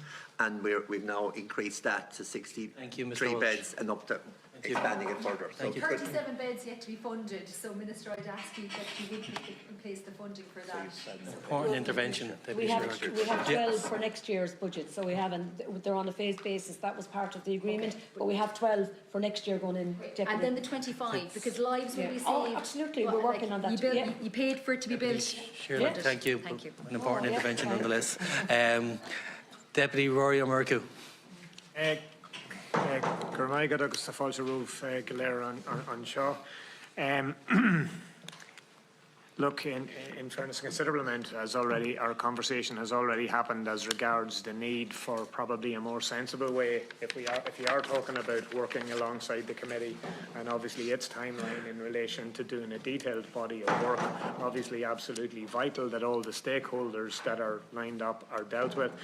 And in fairness, I would also share the worries that have been from my colleagues in the sense of, particularly when you're talking about the likes of Uisce and Citywide, who people would just assume would be feeding into any national drug strategy. So the fact that there's a feeling that they've been left outside the tent is obviously not good in any way, shape or form, and is something that needs to be addressed, because we need to make sure that we deal with lived experience. And in fairness, we've had multiple witnesses in here, and what they've all stated is, on some level, we already know what we need to do, but it's a matter of making sure that's in a plan. And I think it's fair to say that this state has never taken it seriously if we're talking about anything from, where we're talking about addiction, the impact it's having on communities, and all those ancillary issues. Because we all know that complex cases that we've dealt with have been made a lot worse by just the fact that the prevalence, I suppose, of everything from cocaine, crack, benzos, and right through to all anything you can think of. I suppose even the fact, the nitrous oxide issue that we're having, particularly with young teenagers at this point in time. And I would follow up in relation to what Deputy Graves said, in the sense that I think we do need a detailed breakdown of the budget. Because it was hard to see anything other than cuts from the year before. And also, when we're talking about the regional drugs task forces, like, we haven't seen any major increase. And if we go back to 2008, where we are talking about, obviously, that whole period was the period of the beginning, and then following that period of austerity that related to the banking crisis and whatever else. Like the drugs task forces, everyone will say that what was done was they did what they could with limited amount of funds to actually keep the show on the road. It was bail and twine to keep the engine going. But I haven't seen anything that says we've made a full assessment in relation to what the need is there. And as I say, that's addiction services, that's everything else. I do not believe the full conversation has been had. I'm going to ask the Minister, what engagement she has had, whether we're talking about with the Senior Minister for Health, obviously, but also in relation to the Department of Children, if we're talking about early intervention supports, if we are talking about the Department of Justice and the interaction with the Gardaí and all the rest of it, and even then housing as regards local authorities and whatever, because we often, even if somebody is lucky enough by hook or crook that they get through addiction services, they're generally left back into the same place that they had the drug addiction, with the drug debts still following them, and no holistic supports. We talk about this and we talk about multi-agency, but I have yet to see it. So I'm going to ask the Minister in particular, where are we in relation to this? Okay, well, first of all, I want to thank you for your questions, and a breakdown of the budget. Absolutely, we will give that to you. The task forces, as I announced there, we will be giving more funding to the 24 task forces, and again, it's the services and the strategy on how we look at that.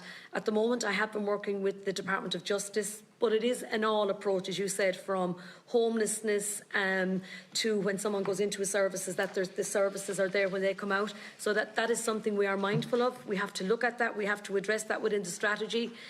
Housing itself, while it doesn't fall under my remit, but I'm very mindful that someone that maybe has been on the housing list, maybe has gone into a service, that when they come out then, that they have the supports there and they're kept on the housing list and they are looked at for housing. So I'll definitely come back to you, as I said, with the budget. And as you said, we need to look at everywhere from justice to education to housing, because this is going to be all of us working together within this new strategy. And as I say, particularly the Department of Children, because we children, also know absolutely.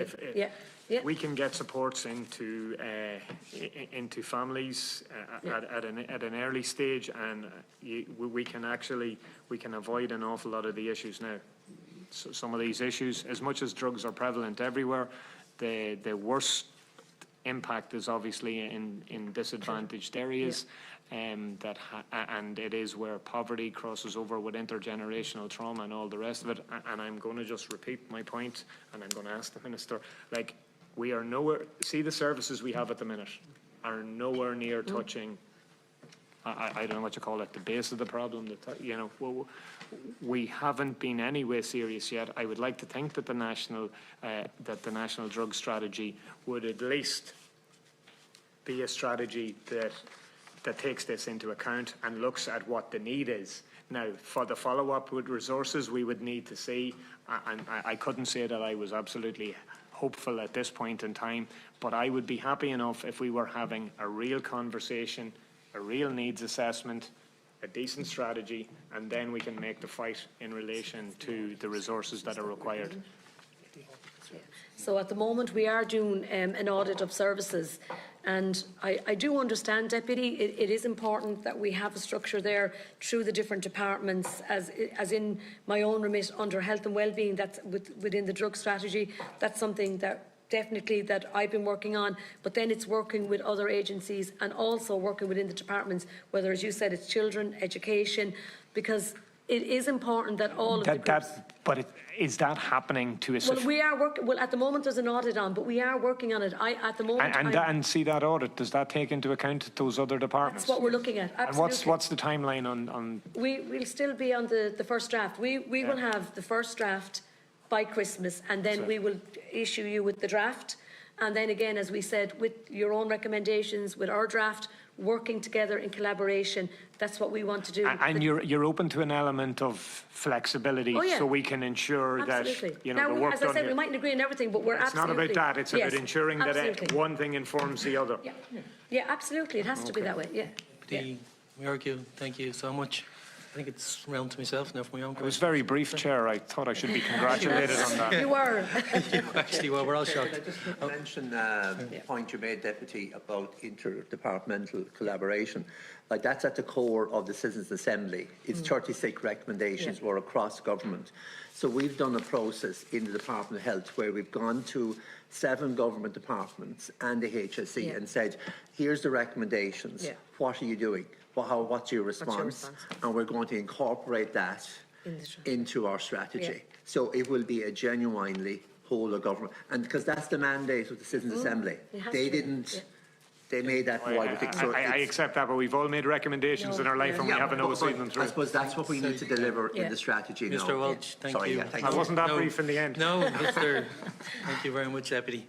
Minister, thanks again for your presentation, for joining us today.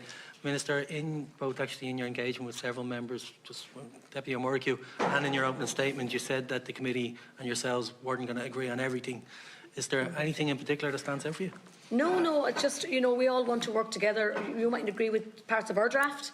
So what we're saying is we want to work with you, Cathaoirleach, and that's why today we have said when we get the first draft at Christmas, we will issue the draft to you. We will work with you then for the few months to work together collaboratively. As like Jim has said, it's all of us now working through the Citizens' Assembly's recommendation, working through the Grant Thornton report, whatever. Minister, I'm just going to defend me time a little bit. Sorry, No, you're absolutely fine, but thank you. On now. So, Minister, I suppose one of the things we can agree on is the Citizens' Assembly was the most comprehensive evaluation of drug policy and drug reality in the history of this state.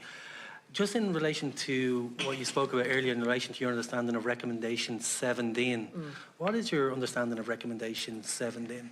Well, my understanding is from the Citizens' Assembly in Recommendation 17 said that the drug possession should remain illegal and our health diversion scheme is in line with this. So now, and I know Marie, in fairness, Deputy, has said that her understanding was different. So I might just read the Recommendation 17, if that's okay, Minister. So Recommendation 17 of the Citizens' Assembly said the state should introduce a comprehensive health-led response to the possession of drugs. That's the end. Then it goes on to a quite substantial explanatory narrative which begins with, under a comprehensive health-led approach, the state will respond to drug use and misuse primarily as a public health issue rather than a criminal justice issue.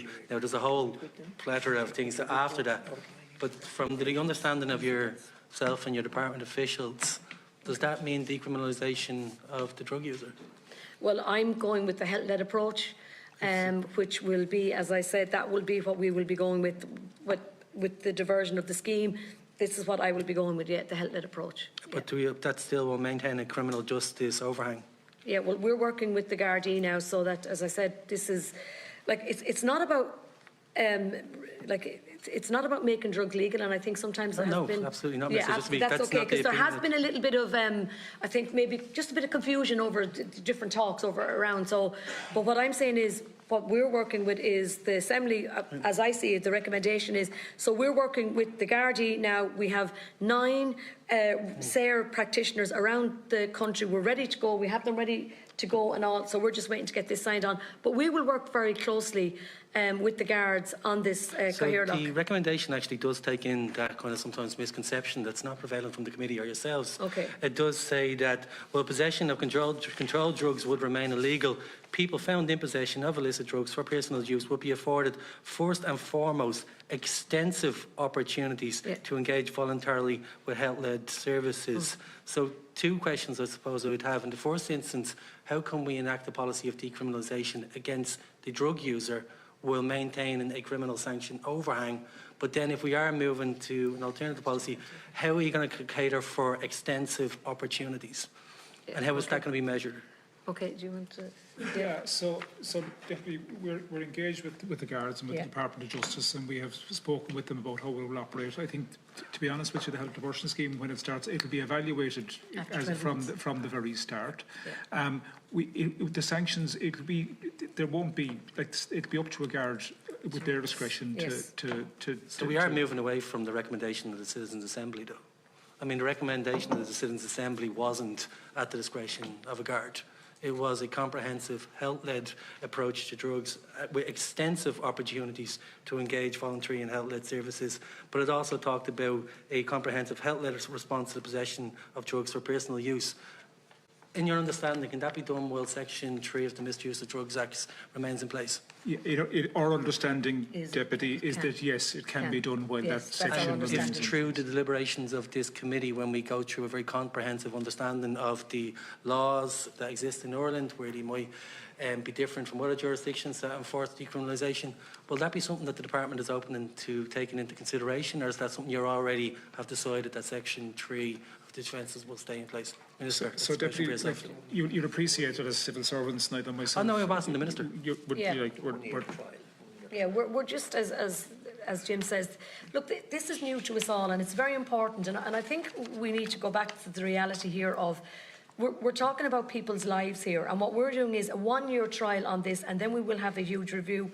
It will be health-led in the sense that whoever is caught with the small possession of drugs will be helped through one of our SAREs. As I said, we have 9 of them around the country.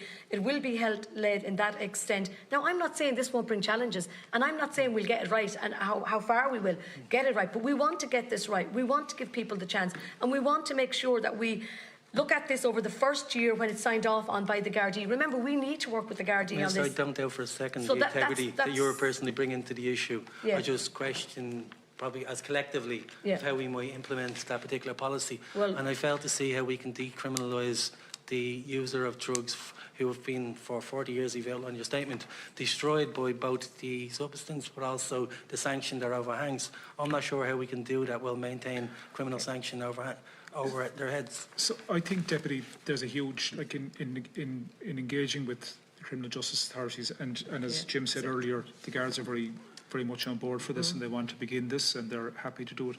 I think there's a confidence building measure in this, and I think, like, having put this in place for 12 months, let's see how it goes. I think we need to build everyone's confidence that this is a way forward and it can work.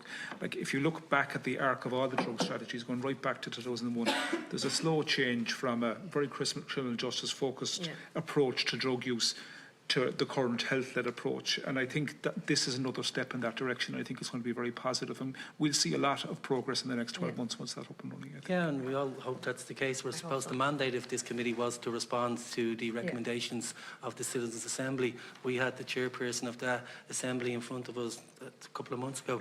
He made it clear that his understanding was that people who use drugs for personal use wouldn't be criminalised. I mean, that's very difficult to not step away from when we understand their own mandate. I fail to see how we'll do that while maintaining Section 3 of the Criminal Drugs Offences Act. Fair point, Deputy. But I suppose the debate, as you know, is de jure, decriminalisation, de facto. So what we're looking at very clearly is de facto decriminalisation, not penalising people for possession of drugs. That's what we're committed to do it. How you navigate that, we have one way of doing this, but we are very open to hearing your views, and as we progress through the 12-month period, We'll see where the barriers are, where they are, and do we need to tweak it? And again, I have to probably be as strict on myself as I am with everybody else. But again, working with you and your the committee here, that, like, it's very important for us now that we do work together. And I do understand there will be challenges, but we really are committed from myself and the department, the HSC, and all the different services that we work together with you. And that's the commitment I'm giving you today. So we work together. Thank you, Minister. Now I have to. You're finished that through. Okay. Yeah. What's the timeline for the rest of the meeting? I don't think we have. The Minister has to leave. I have to go 3. Sorry. Okay. Sorry, Senator, I have to go 3. Yeah, Deputy Graves. Just a really quick question, Yes. Minister, if I can. Just ask if you will agree that the strategy remains a draft until the work of this committee is Yeah, done. we will. Yeah. Thank you, Minister, for any Thank you so much, and thank you, senators, and thank you, deputies. Thank you. Oh, sorry. The meeting is now adjourned until next week, Thursday, the 20th of November. Thank you.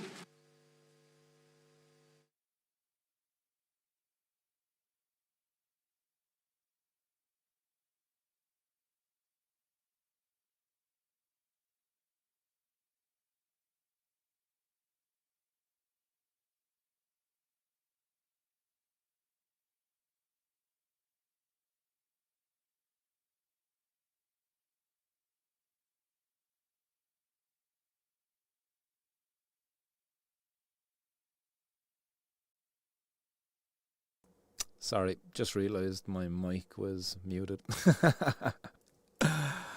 But yeah, I was just commenting there on how frustrating that last bit really was, just listening to the minister, handing off the questions to the guy next to her, your man from the HSE, not really wanting to answer it. She's slippery, slimy, typical politician, innit? I was just a bit more hopeful that this lady in the position of as the Minister of Responsibility for the National Drug Strategy, the last 2 were men. Your man, what's his feckin' name now, from above in Mayo. Jeez, thank God I can't remember his name. And then Colin Burke. So the 2 of them, they were just completely unempathetic. They had not engaged in any way. Like, to say that they were worse than her, you wouldn't believe it, but yeah, they were worse than her.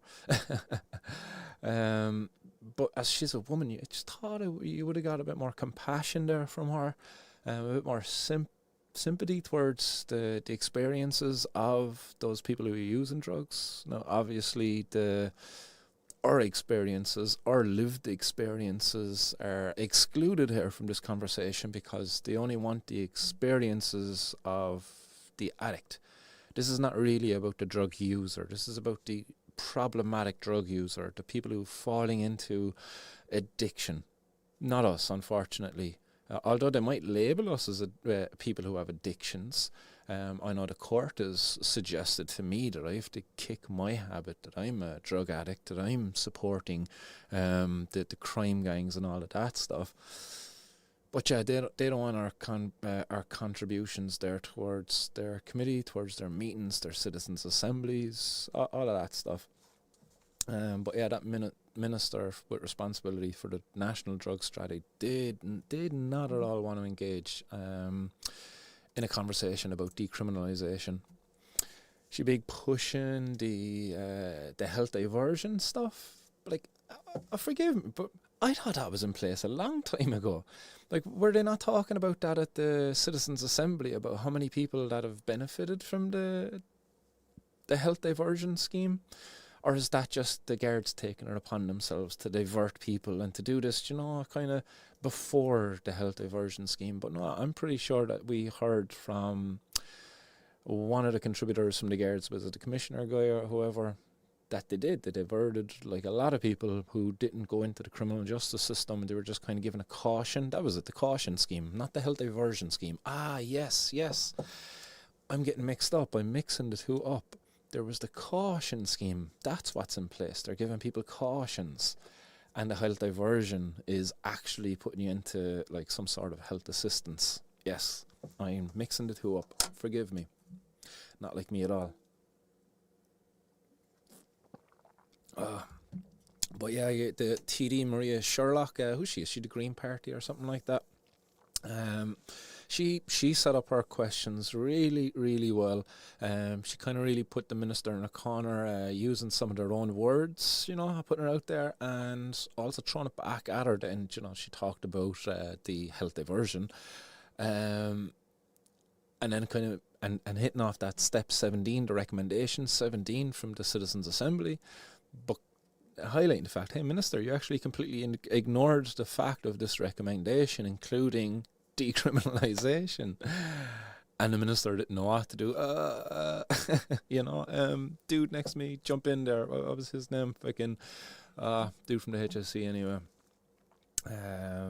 Because fucking he started answering actually at one stage when Lynn Rowan was Leach, that was his name, Gary Leach, something Leach. And yeah, Lynn was after asking the Minister a question. The Minister was like answering it really badly. She wasn't even answering, she was avoiding it, but Lynn was like, no, you're not beating around the bush here on this one. And then your man started chiming in, and she's like, no, I didn't ask you a question, I asked the Minister. She didn't want to engage there with Lynn either. Lynn was grilling her about the exclusion of groups like Ishka from that steering group, and they highlighted in the fact that the steering group was on pause. It's like, what's going on here? Like, oh my God, what? Like, how long have they been at this? Like, they're not taking this seriously at all.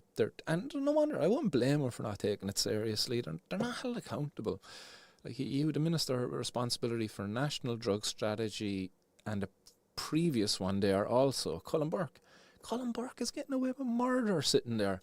Like, there should be questions fired at this guy. Come here, you were the last minister. Like, this current minister that was sitting there, Jennifer Murnane, she's only been a minister with responsibility for the national drug strategy for a year now. Almost a year, was it? When was the election? Yeah, it was about this time last year, thereabouts, wasn't it? No, it was actually earlier, wasn't it? Yeah. But yeah, anyway, she's been minister with responsibility for that drug strategy less time than Colin Burke. He's not getting grilled. He's getting away with absolute murder there. And look, it's it's annoying. I was hopeful that we'd be seeing something a bit more from this, seeing a bit more progress from this. But man, as I said there, that was very revealing as to what we're up against. The resistance, the absolute undeniable ignorance that is there. These guys coming down and they're just reading what's in front of them. You know, it's probably put down by their policy advisors. It's in line there with the party policy. Yeah, let's not rock any boats. Let's not try to actually listen to people out there, service providers, bloody people are suffering with addiction. They're not even listening to them, although they'll put them there before the committees when they feel like they're going to sing from the hymn sheet. You know, they're going to go along with the status quo. They're not going to rock the boat and ask any difficult questions. That's when they'll put them there.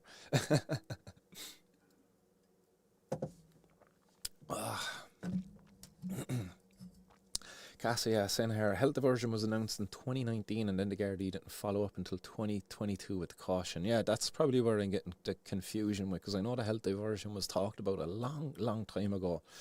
But yeah, the Guards come up then with the caution. It's the same policy that's now currently in place. So yeah, so they talked about health diversion, the caution came out, but now they're kind of moving back towards the health diversion because they actually probably want to put a service in place rather than actually helping the services that are currently there and trying to help them overcome the pressure that they're fucking under. No. Let's come up with more quangos. Let's make more money for the boys. Let's not actually take away power from our Gardaí, because like they actually said that there, that the Gardaí don't want to lose that. They don't want to lose the Section 3 of the Misuse of Drugs Act, which is basically the making illegal the possession of illicit drugs. And there's a list of them there. And they don't want to lose that. And it's a lot of people think they don't want to lose it because it's an easy reason for them to come up and stop and search any person that they want to. Like any person that they want to, they can just come up and say, look, you're in an area that's known to be suspected for drug dealing. and they can stop and search you. Simply for that. Like, you could be walking through a part of town and they can say, oh yeah, this area has been known for drug dealing going on, and you're acting suspiciously. And they can stop and search you. And they don't want to lose that power. It's a great power that they have. It's a very empowering power. But yeah, and then they're saying that they need it also, good point, that they might make a referral to health treatment in lieu of a criminal conviction, but that will be at the discretion of the Garda and only for personal possession charges. Yeah, so they were making an argument that they need to keep Section 3 in place so that they can actually do the health diversion. It's insane. Absolutely insane. The Section 3 should be gone. Misuse of Drugs Act should have been repealed a long time ago. It's not fit for purpose. It's counterproductive. That was the argument I wanted to make in court, still want to make in court, that the Misuse of Drugs Act is not fit for purpose. It's counterproductive towards its desired outcomes. Let's hope we can make that dream a reality someday. I was just hopeful maybe that these laws would have been changed before having to take it there. But unfortunately, here we are, Casa, here we are 20 years later, buddy. And still fucking seen as criminals in the eye of the law. We've made some headway, we've got the MCAP for whatever that's worth. We've got the ministerial licence, whatever that's worth. We've got that caution scheme again, whatever that's worth. Like, do you know what I mean? This is like slight little gains, isn't it? Like, I suppose, big gratitude helps us keep going. Painfully slow progress. But look, as I said, fucking complaining about this, here I am sitting here about to engage in a little bit of civil disobedience, which, touch wood, they haven't come out and kicked down my fucking studio door here and ripped me out. And they could have, how long was I doing regular streams at 4:20? It was 3 days a week, I believe, Monday, Wednesday, Friday, 4:20, regularly engaging in civil disobedience. Thankfully, touch wood, they never come out and ripped the door off of my studio, dragged me out and said, hey, we know you're breaking the law. And,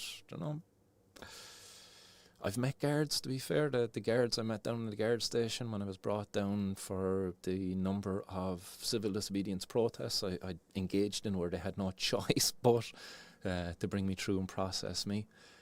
Those guards were sound. They were like, look, Martin, actually, we agree with what you're saying, the points you're trying to make. One of the guards actually said, look, I hope that when I put this file upstairs, they come back and just tell me not to go ahead with the case. But they did. They made him go ahead with the case. He said it. He goes, I know they will. He goes, but I'm going to put in a recommendation that they don't. And he was probably getting the side eyeball. I was like, hey, come here, why are you saying this? Why are you going against us? He probably was, but to be fair, actually, at the same Garda station that same evening, he should have kept me out the back in the holding cell, whatever, while doing the processing. He let me sit in the reception area. Not the reception area, actually. Inside where the guards would be in the reception area, sitting behind the counter. And there was about 8 guards there that evening, and they were all sound. None of them actually said that they disagreed with what I was there for, which was fighting for, again, the end of the prohibition of cannabis. That particular one was part of the joints. Remember, I sent out the joints in the post. I was recreating Luke Flanagan's protest there from, I think that was 20 years previous. I think I was doing it on the 20th anniversary of that protest. I could be wrong, could have been the 10th anniversary, but I do believe it was the 20th anniversary of that protest. And then I got brought into the station anyway for that, and as I said, the guards were kind of laughing at it, to be fair, because it was a small little pinner. I'd sent a couple of hundred of them out there, over 100 of them out there, to all the TDs, local councillors, journalists, and all of them had a little jelly in there as well. The Forensic Science Ireland, they must have wrecked their heads. They were getting samples from everywhere over me, and the jelly was literally just a jelly. Yes. Casa says, I'll get the volcano hooked up to the ice bong and join you both. Yes, go on. Miles Chronic says, feck it, I'll have a bong with you as well. Yes, everyone's engaged in a little bit of civil disobedience out there. Although for Casa, you over in the Azores, huh? Not so civil disobedient over there. It's kind of okay, isn't it? Decrim in the Azores as well. Whilst Chronic myself will engage in some civil disobedience. There we go.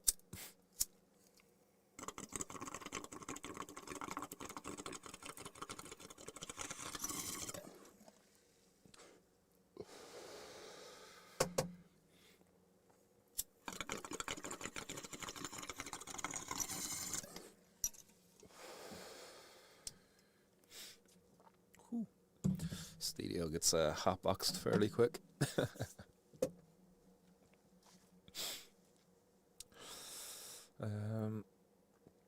Mark the Monk says, great, I had to be fair, ignored what didn't suit their agenda. And from Citizens Assembly.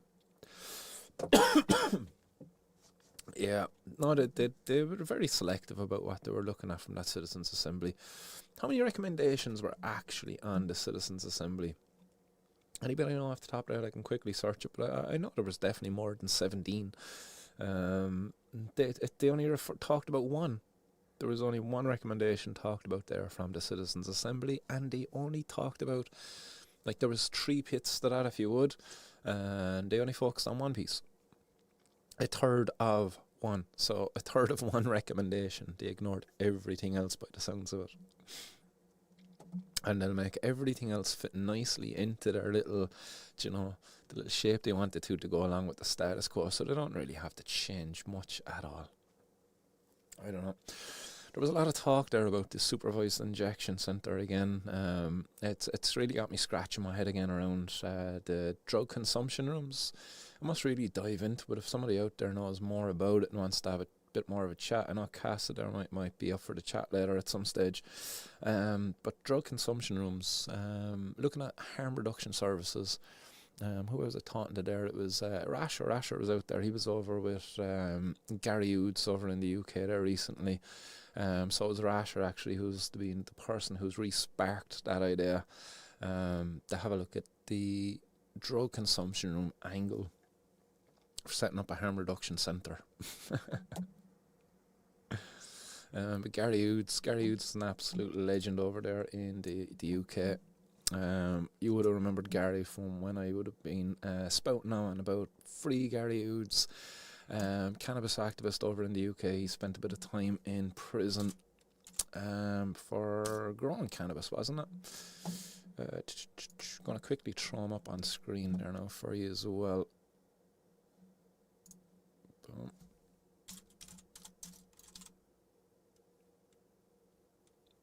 Gary Oods.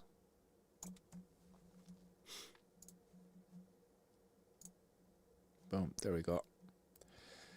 But this is Gary. If you've not already heard about the chilling rooms, so the chilling rooms is something like, man, I had Gary on as a guest in the podcast a good while back, and this was before he got arrested. And he was talking about this idea about setting up this space, and by Christ, man, he done it really well.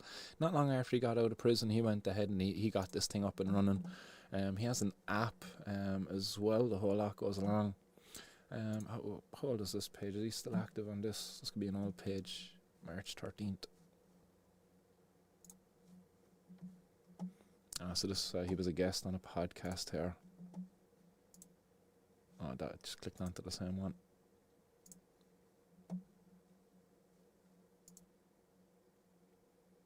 So they have an app here. Is it order online? Oh, I was thinking that was an old account here, December 21. Just get up to chilling rooms, actually. That would make more sense, wouldn't it?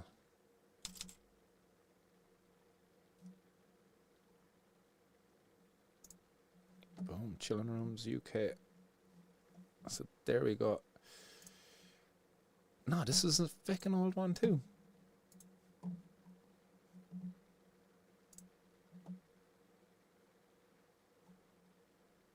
What's the story there? Oh, podcast. Boom, I think this is the one they're more active on.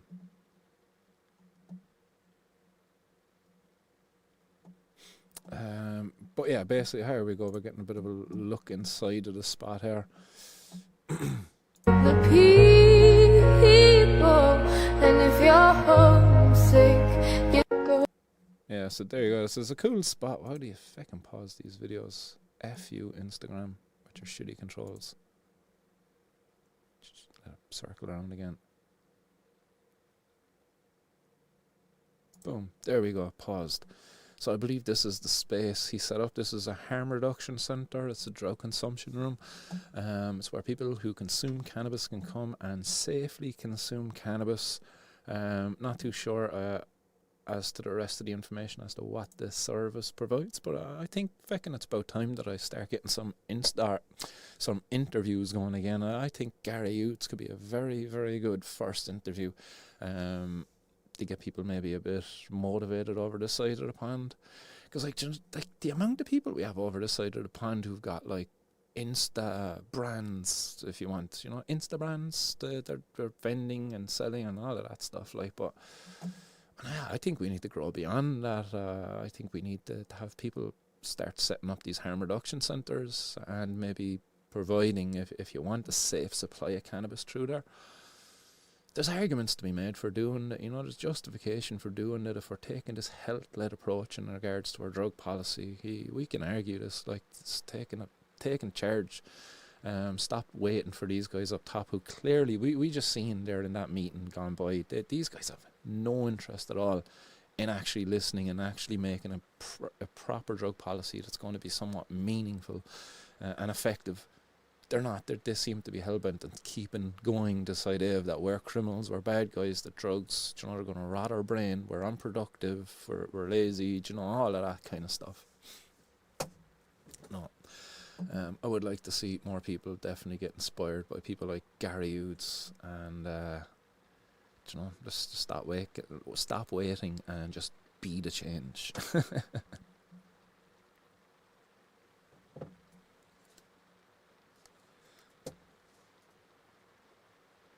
This thing is very fucking sensitive. It's picking up the fan. Anyhow, we can figure that out there at another stage.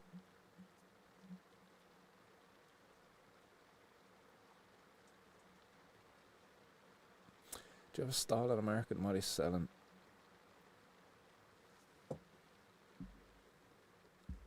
Oh, that's not to me, is it?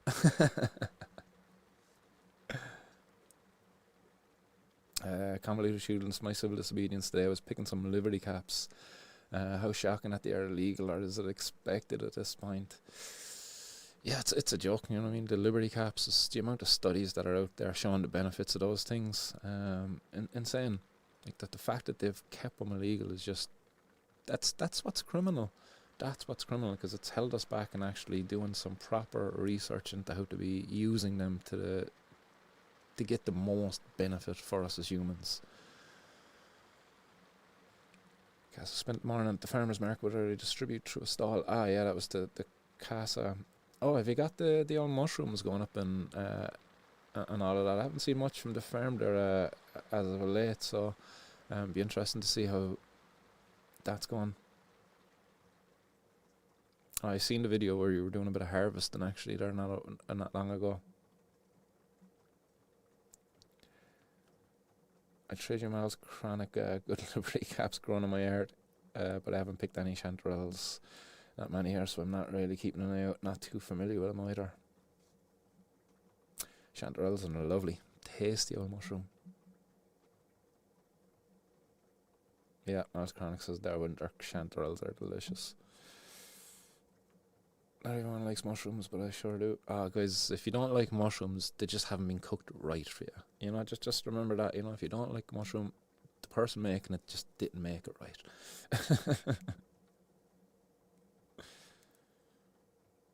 Lib's in your garden a dream, although the Lib field is about 20-minute walk from me through the forest.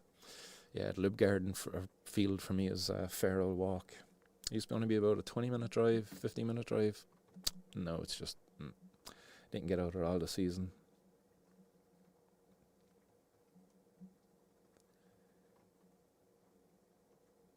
Very interesting, Casa.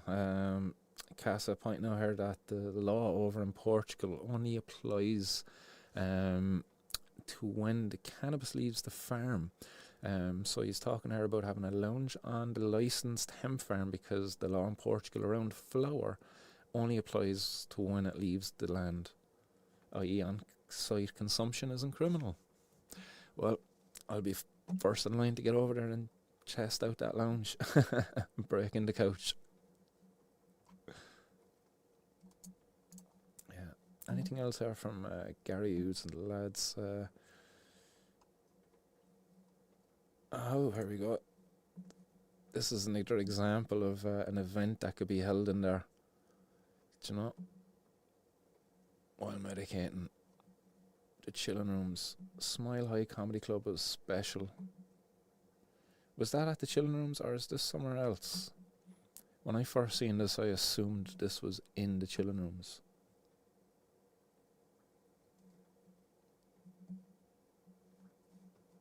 This is what it feels like, innit? This feels like damn innit, but like Tuesday nights is on the ends and that. It feels good. I feel like I'm breaking bare laws, you know, like that. I like it though, I like it. Light up the thing, man, please. I need to make my baby mother know. Yeah? I was where I said I was, you know, like that. You do this to the fucking weed? Up from the 80s and the 90s, you know, we had two choices. Dutch or draw. Not this Luke Skywalker bend me over and take 50 hours bullshit. No, bro. Man, no one asked you to do this to the fucking weed, fam. You want it or not, buddy? Until recently, I thought I was quite handsome for a comedian. Until my friend Ethan told me I looked like Craig David going through chemotherapy.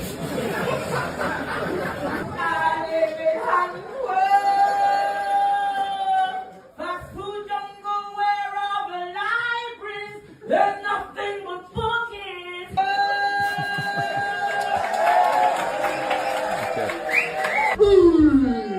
Welcome to the Smile High Comedy Club in Birmingham. That's not it. So the first comedy, yeah, never mind. When I first seen that, I thought it was in the Chilling Rooms. I had thought that Gary Hughes in the Chilling Rooms had hosted a comedy night. Misunderstanding.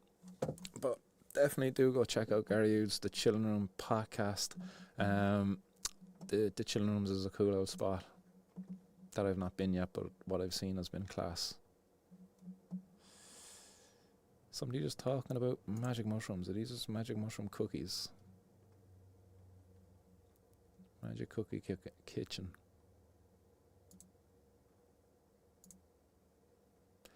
There we go. Like this is an example of get back. This is an example of some stuff that you could be doing at a harm reduction site. You know, there's a social element to it. You're reducing the harm of being cut off from your community. You're making some new friends. You know, it's just sitting down opposite a complete stranger, playing a game of chess, just having a crack. You know, there's cards there, all sorts. Like, why can't we be doing this? Why are we criminals for wanting to do such a thing?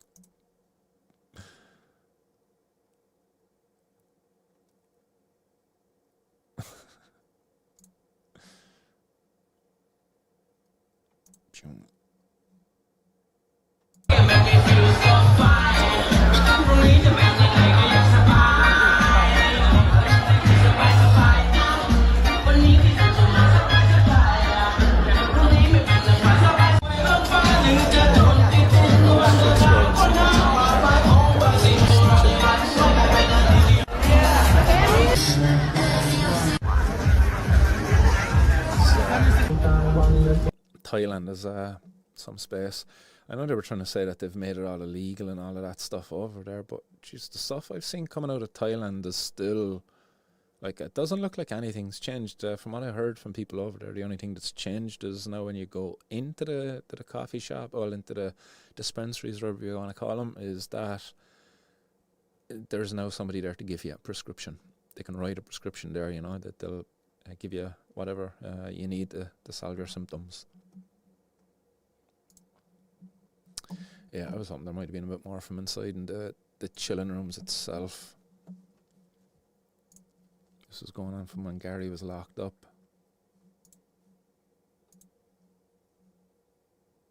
He's hardly locked up again, is he? No, surely not. This is just from ages ago. This is probably a part of the screenshot, is it? This is 18 weeks ago. Anyway. Sorry, missing out the hot box there. Blessed to have an Al's Chronic near me and all stone swells. Nice. in the forest, and a sign talking about the psychotherapeutic rituals that people used to have in there.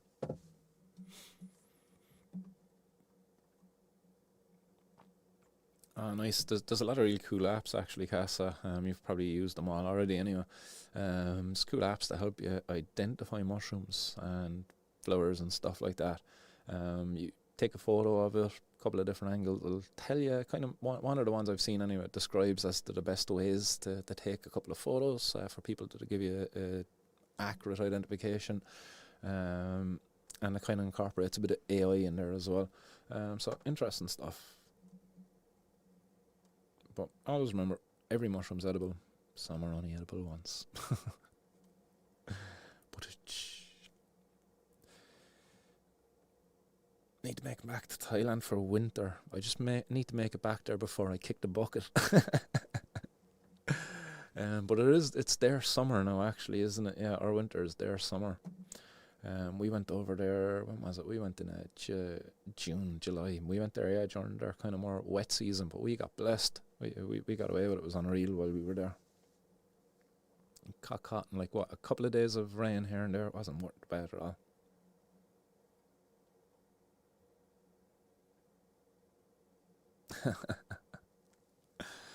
I'd be wide with taking just AI's recommendations.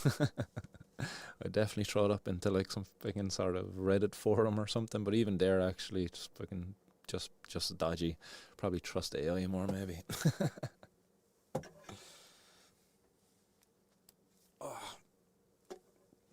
Today's meeting was fairly short actually, wasn't it, as well? I was surprised that they didn't get a second round of questions, and I was really hoping that Lynn Rowan would have been able to get another question to the minister to kind of follow up there, because she was really digging it into her. Love opening this tin I have here. It's a little Cheech and Chong tin. Can't really see it over that green screen, but you might be able to see what I just took out of it. A piece of hash. Oh. She focusing. Oh, it's not bad. Boom.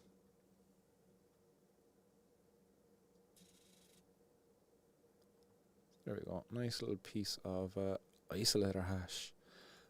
Made here locally by some locally produced herb. So shout out, props to the grower and the producer of that.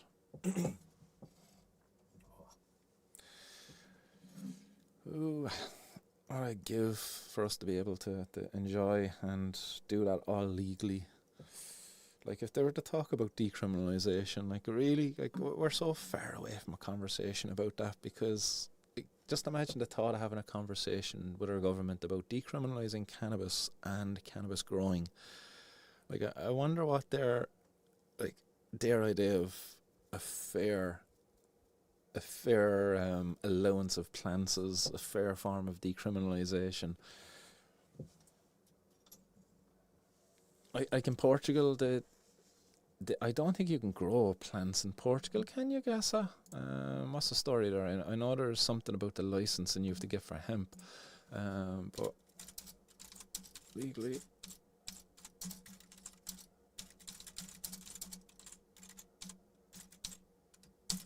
Boom, let's quickly search. Portugal cannabis laws. Personal possession is allowed, but cultivation requires strict adherence to regulations, while personal possession is a civil offence.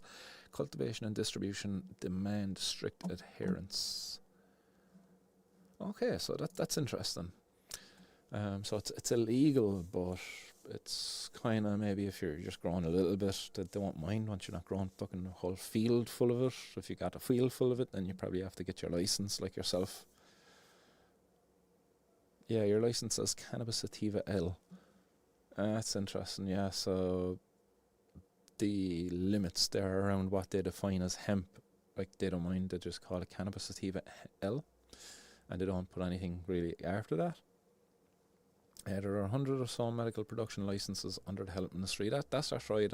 Portugal do have a flourishing cannabis production industry. Some of the American companies wanted a good spot in Europe to get set up, and they've got it there.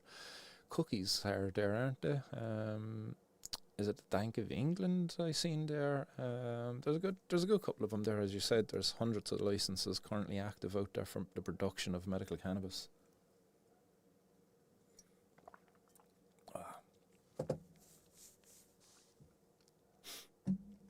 I mean, unreal if, like, as a patient over there, if you could apply for a personal medical medicine production license.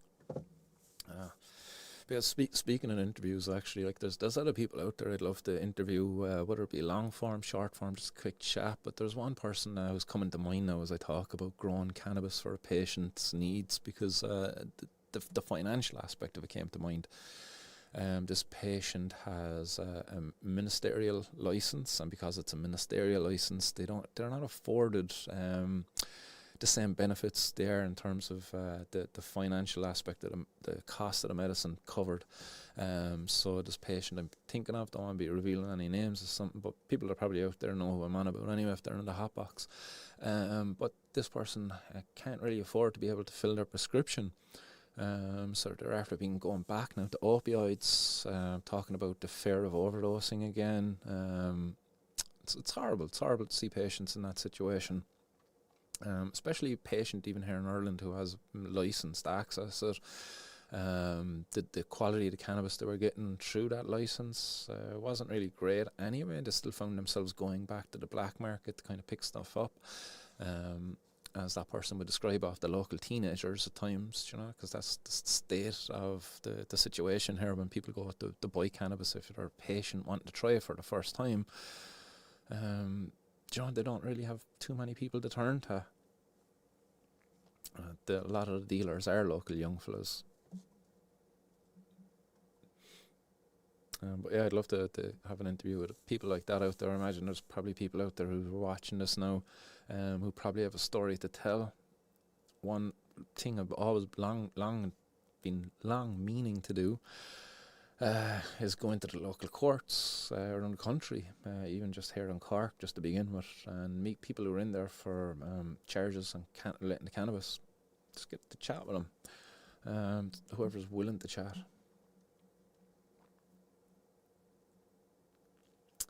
But yeah, let's hope we can get back at it. Kind of getting a bit more motivated, seeing that crap there from our ministers. Like, they have to be held to account. They really do. I hope the media picks up on some of the content coming out of those meetings. Like, there's a lot of quotes that they could be using. There's a lot of angles that they could be coming at to look at this, but they'll just keep going with the status quo.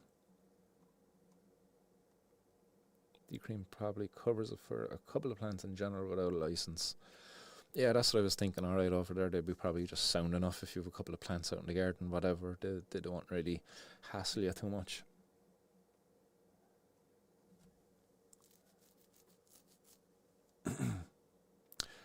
So the global brands partner with the licensed producers and they grow for that brand. So the brands don't actually get their own license. Somebody there does, and they just use them, contractors, yeah, basically. Super cheap, I suppose. They're going to Portugal for that reason. What would you say, the average wage there, it's low in regards to across Europe. So they're going to benefit off that cheaper labour. The sun is there and stuff, so obviously the solar side of it is going to be a bit of a benefit to kind of cut down on the costs, I would imagine. Cheaper electricity and all of that kind of crack. A lot of draws there on it. Ireland definitely ain't going to be able to compete. As Chronic says, yep, went and met a guy from a legal company in Zambujeria. They use minimum wage Asians to work the grows. The cannabis industry market is crooked. It is. It's like most industries, really, man. It's just unfortunate. It's the way it goes. It's like that, yeah, that Pink Floyd song, Money. Do do do do. It is. Like, it's just a lot of problems. It's great. It's very useful, but then can become very problematic. Cannabis carbon culture. There's an angle for you. Yeah. Yeah, going back to the industry and all of that kind of stuff, minimum wage workers and things, there's a lot of people who make the argument that, like, oh, well, if those companies didn't go there, those jobs wouldn't be going there, and then their economy wouldn't be stimulated. It's an interesting conversation. All those reasons make Portugal the corporate cannabis base. It's cheap to produce and no stigma about making a decent living.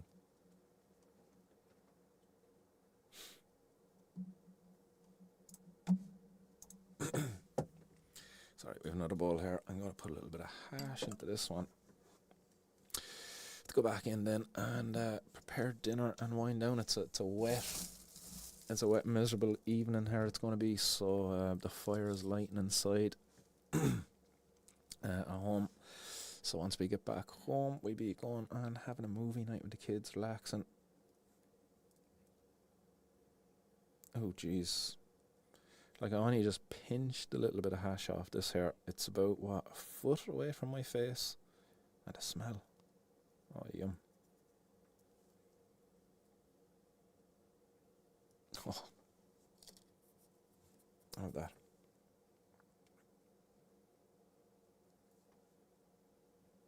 I have to think how far we've come. Just reminding myself of soap bar. That'll always pop back into the head, soap bar. It's been so long. How spoiled we are. It's true. So like what that comedian was saying there earlier on that fucking thing on Gary Hughes' page, the Children's Rooms page. The choices we have, how far we've come. But it's still actually, like, as we laugh about that and joke about that, I have to give a shout out, to our Ross Cray compatriots. What was his name? Diego from Ross Cray. What's happening, Diego, if you're out there? Hope you're getting on well down in Ross Cray there without your super value. Thing got burnt down. But yeah, apparently still down in Ross Cray, the options are, do you want it or not? Or do you want it or not? They're the two strains that are available. If you don't want them, then you got nothing else to go for. Castlemore Green markets are opening up here too, and the police are normal about it like any other public event. Yeah, it's fucking needed, man. I probably should have maybe done more about my experience in Portugal that time. I should have maybe got onto the Irish embassy. I made a big deal about it. Hey, come here, I'm fucking here in Portugal. And I just got ripped off by two street rats. Two dudes who approached me and were selling hash. And I was like, oh yeah, I want a little bit of hash. And got some hash and it wasn't hash. And what they sold me was actually much more dangerous than hash. Because it's like fucking a paste. Or was a bay leaf extract. I don't know what the crack is with smoking bay leaf extract, but it definitely ain't hash. So to me, it's going to be much more dangerous. Yeah, the Lisbon street rats. But it's true, if they actually had some safe consumption lounges over there, again, looking at it from a harm reduction side of it, this is, I think Gary Hughes, the Chilling Rooms, they were definitely onto something. I know this idea was floated around as well before. Not that it's completely attributed to them. There's other people who deserve credit, but I don't know who they are, I know. But a harm reduction, some drug consumption room aimed directly at cannabis. The Baxia in Lisboa is counterfeit haven. Yeah. What's happening, Spliff? See Spliff there as well in the hot box. Shit, sorry, Jerry. As I was saying there about people in Ross Cray, Jerry is like those people in Ross Cray. Says jealous out sitting here with even a shtick to chew on. And yeah, Adidas spreads like butter, that stuff. It does, man. And like the fingers afterwards for ages, like, just the smell, the oil, they leave a nice oiliness there. I can kind of feel it now. And sorry, Jerry.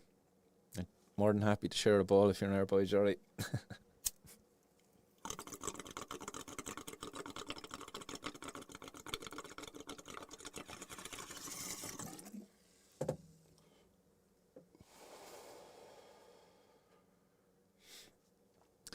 Be Moonlight, yeah, 100% agree with you there as well. That was very inspirational stuff from Lynn.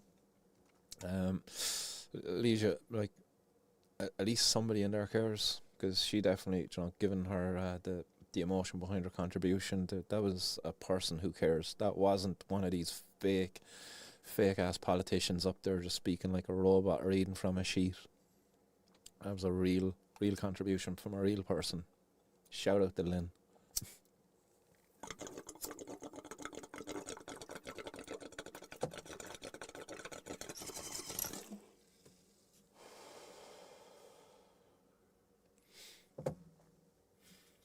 Martin, that one is more of a Rasta. That's about outside of the city and has a big outdoor grows. Educating us here, Casa. Sound.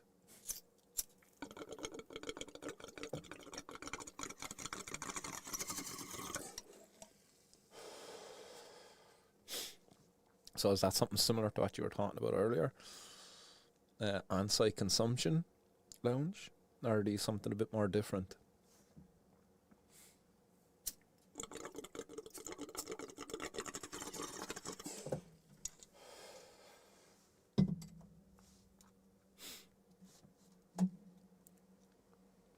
Good hash and tea, smells chronic. Oh, we made some fresh scones this morning. Oh, good lord. I try to behave myself and not eat like a pig most days, but good lord, those scones, made them there with the kids this morning. Got the batter and all of that stuff ready, and then brought them in, rolled it and cut it with them. They were fucking loving it. But then the scones came out. We made like really small ones, but there was lots. There was like about 20 scones come out. I probably ate about half of them. Slap the butter on and jam. Good lord. But yeah, you just reminded me that. Hash and tea, and there's going to be some scones with that as well in a minute. Oh no, I'm Al's chronic. Sorry, dude. Sorry. Yeah, I'm trying to fast as well. I've been trying to get back into the intermittent fasting, trying to be a bit more, what would you say, carnivore, keto type of diet. Just because of the epilepsy and stuff, I do find that when I binge a little bit on the sugars, there can definitely be a bit of increased activity. Thankfully, no seizures in a while, at least not any drop tonic-clonic ones. Apparently been having absent seizures, my partner's been telling me. I'm absent, so I don't know if they're happening. But it's definitely strange. You kind of feel like you're just after waking up, but you don't feel like you're after having a seizure. It's strange. So yeah, definitely trying to be a bit more health conscious about what I'm eating and all of that stuff. So scones today were definitely a bit of a step outside of the norm. Afternoon snacks. Convoluted tubules is on a fast to the fridge.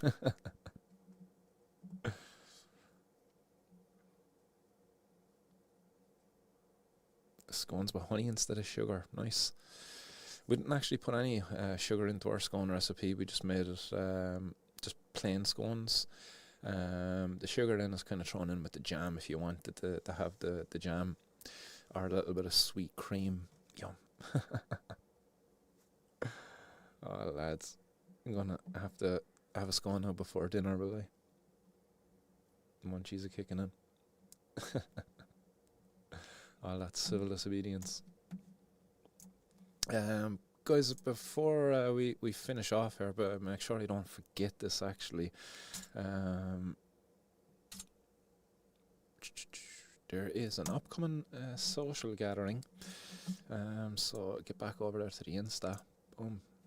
Almost forgot about this. I need to be doing a bit more promotion around this, just to make sure that it gets out to all the relevant people. Because as we were just talking about, all the harm reduction aspects of social gatherings, while the Grassroots Social Club are putting together another social gathering. It's going to be a Christmas market pop-up. So it's for the Cana community, and if you're out there, if you're listening to this, and if you want to be attending this, then you just have to message the guys over here through, boom, hit the message group. Oh shit, I hit that. I didn't need to hit that. Now I'm going into my messages. You message them, they're very quick with responses. You have to have a vouch. So what that means is just somebody within the community who's known within the community who can kind of say, yeah, this person is cool, that they know him and that you're not going to be any trouble, and that you're not going to be showing up with other people and trying to bust us, aka the Gardaí Shigalani. But there's going to be entertainment. There's going to be, again, social aspect of it. There's going to be DJ Kenny Tynan, DJ Danny, and Roots Man Wurzel. Forgive me if I got that name wrong. But that's going to be happening on Saturday, the 6th of December. €50 for members, people who were at previous events, or for newcomers, it's 60 quid for the ticket to get up there for the day. Times, I don't know exactly the times. The guys, when you message the page, they'll give you all of those details. It's going to be by bus only, so if you want to be going to this event, you're going to have to make your way, unfortunately, to Dublin if you're not from Dublin. And from Dublin, there's going to be a bus picking you up, and it's going to be bringing you directly to the event, and it's going to be bringing you directly back to where it dropped you off at as well. They're doing this just for the safety of members. They don't want to be giving away the location of the actual event, as it's a harm reduction social event, so we want it to be safe. And the best way we can do that is trying to keep by keeping the location unknown, just so that nobody can ruin it and make it an unsafe space. So there you go. I think that's all of the information I can give for now. If I missed anything, don't hesitate to message me either. I'm fucking terrible for forgetting things like this. I actually meant to mention this at the start of the stream.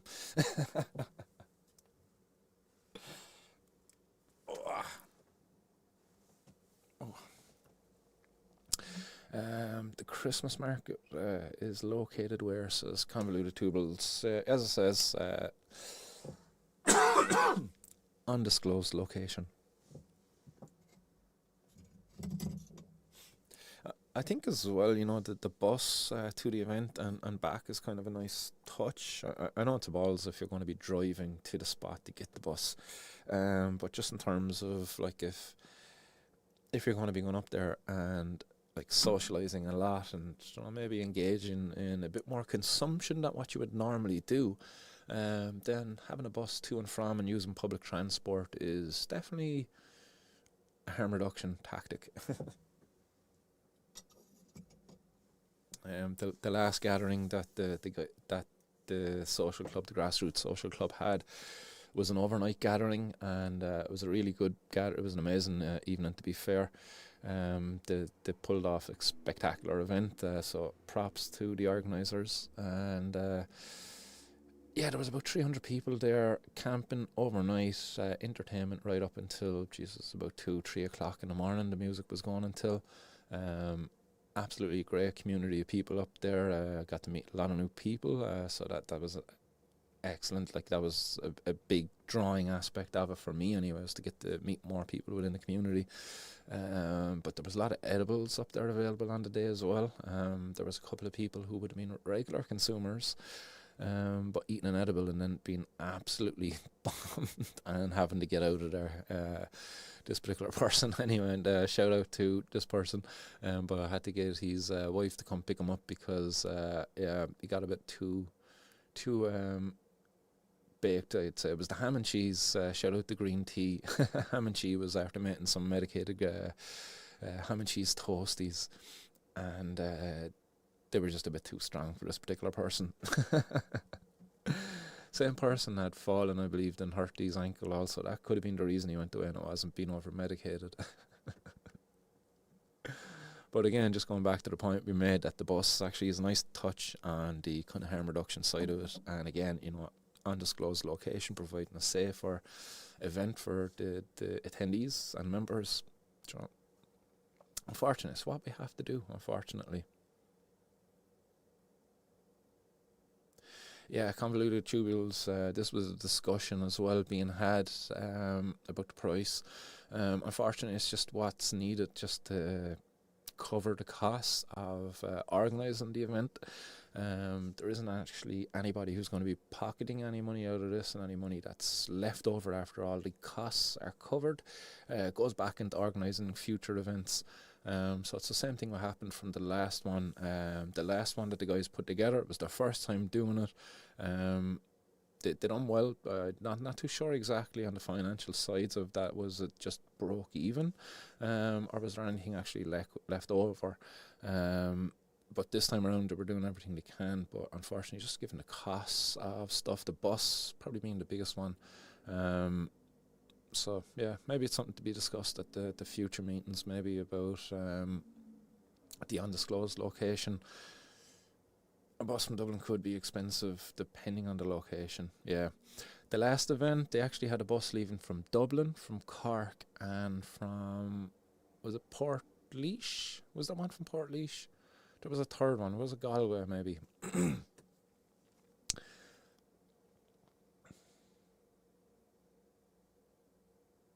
Yeah, that's a convoluted tubules. So there's targets. So if there's a target needed in terms of tickets, and if we can reach that, then happy days. The costs are going to be covered, and if we can exceed that, then happy days. There's going to be something left over for future events. So the last event that they organised, the numbers were capped, just given that it was a camping event. Whereas this one, it's kind of limited, I think, by the buses. I think there's opportunity there to add more buses. Not too sure what the crack is.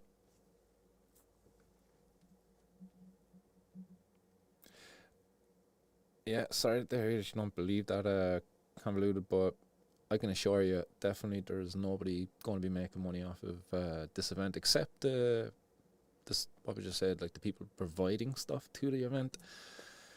Like, it's tables and chairs, there's portaloos, you know. There's all these bits and pieces that are going to have to be got. We ain't getting any discounts. It's coming up the Christmas period as well, where there's lots of Christmas markets and all of that kind of stuff going on. So it's fairly expensive to be putting this together. I'm not too involved in the financial aspects of it, so I can't speak exactly to it, but I do know just from hearing stuff within the meetings that the prices of stuff are fairly high. Convoluted Tube only attended last time. We had about 300 people came to the last event. Now that was made up of day tickets and overnighters. I don't know how many exactly. There was more overnighters anyway than day ticketers. But yeah, it was a really good event anyway.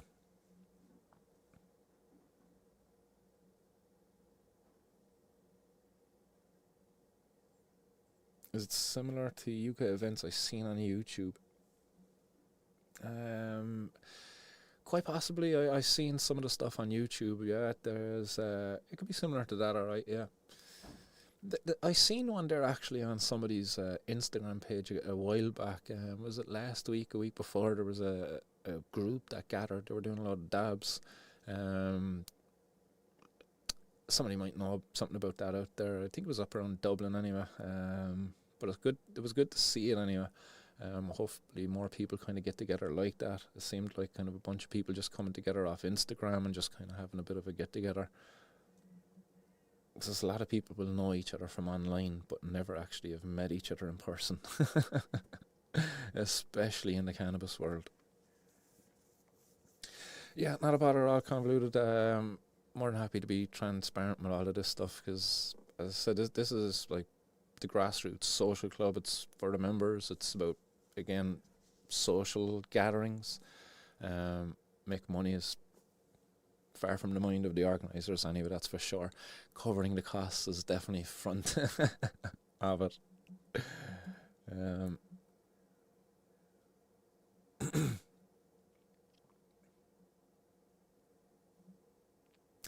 here, convoluted. I'm more than happy to put out to the members to the group if you'd like to maybe get involved in the organising. I don't know if there's room there on the thing, how the other members might feel about that. But I can't be any more transparent than what I've been anyway. There's definitely not money being made by anybody off of this anyway, I can assure you of that. Like I was kind of worried last day. I wasn't involved in the organising as such the last day in terms of the weekly meetings that were happening, but I was still in the WhatsApp group, so I was seeing some of the the invoices coming through for stuff, and I was kind of like, well, that was a lot of investment there made by people beforehand to cover costs, because things had to be paid for before there was any actual money there. And yeah, thank God, as I said, fucking costs were covered anyway for as far as I know. Not your grant, because if I was on the other side, if I didn't see any of this, I would be thinking the same thing as well. I thought the exact same thing when there was events happening by the major group for cannabis reform. Was that what their thing? Major group for cannabis. Anyhow, they were organising similar events like this, and there was a fair bit of money going into the tickets and stuff. It was actually cheaper than these ones, but from the one I went to anyway, there definitely was very little infrastructure, if you will. There was a room inside in a building. It seemed like the stalls and stuff were pretty much brought by the vendors. There didn't seem like there was a whole lot of infrastructure. There's definitely a lot of infrastructure going into these. As I said, there's portaloos and stuff like that coming. There's a lot of going to be benches, gazebos, stuff like that. Electrics, generators, things. Yes, fair old bit, man.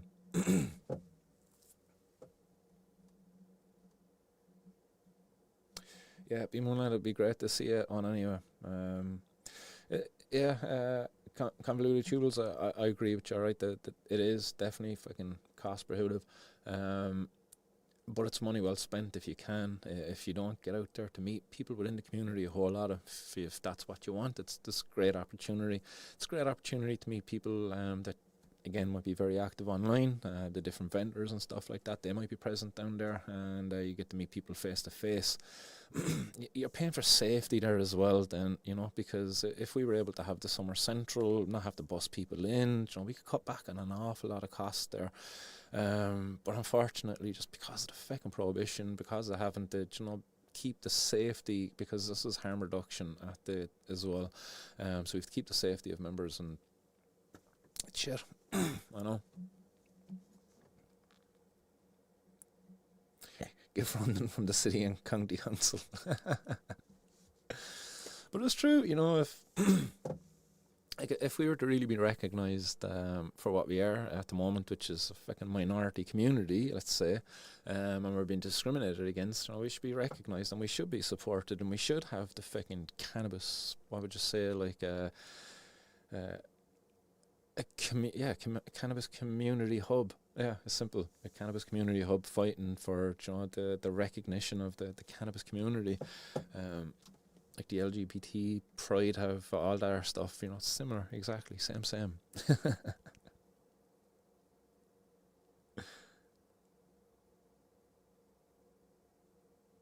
Yeah, exactly, Casa. Includes the transport. It's reasonable, but could be done cheaper and have it included in the ticket. But yeah, it's not easy when it's illegal. Yeah, it 100% it could be. There's loads of ways it could be done cheaper, but unfortunately, just given the ways in which that we're doing it, that's what it comes down to.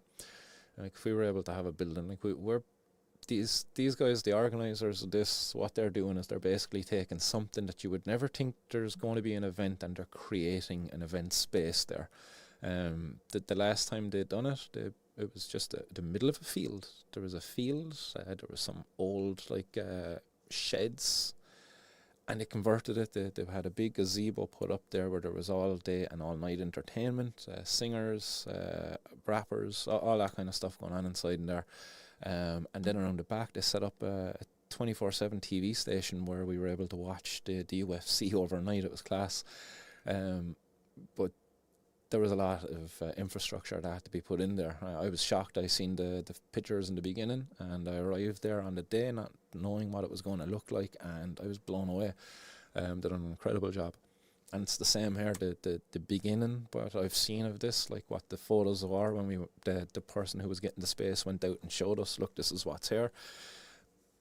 I'm going to be, like, again, I'm going to be amazed by what they pull off at the spot as well. They done amazing the last time. No doubt they'll do the same this time.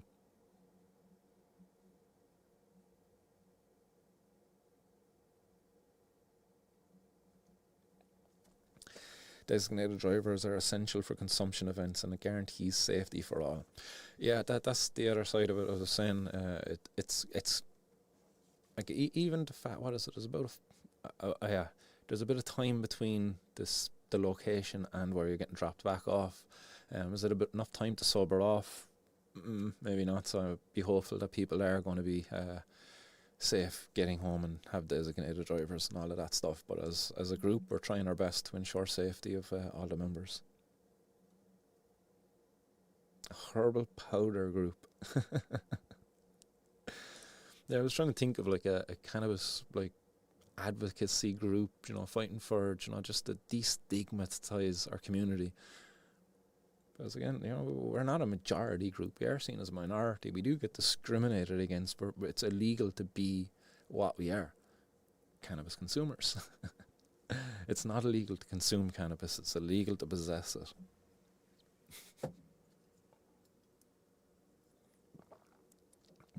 So as a cannabis consumer, they're discriminating against us because they're making it illegal to possess what we want to consume.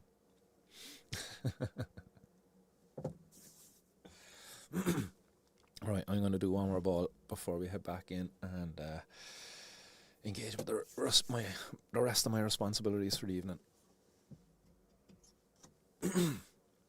What's everybody else at? Anything exciting coming up over the weekend?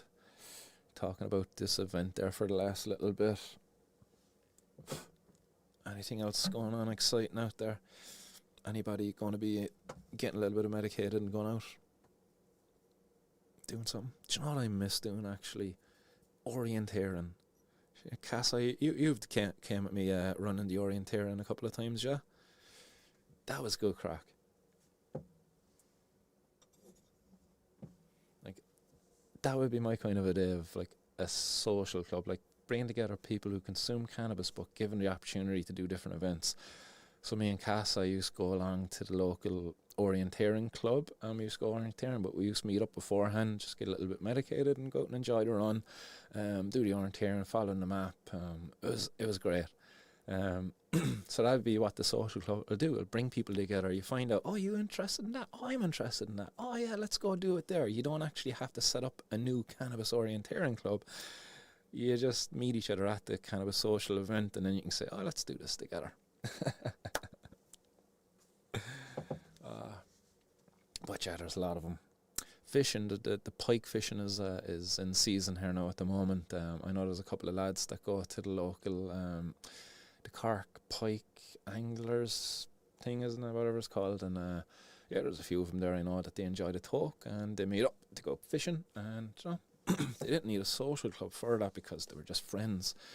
But the idea being, you don't know anybody else who consumes cannabis. The lad you go fishing with doesn't smoke and you don't want him to know you smoke. So you need a new person to go fishing with.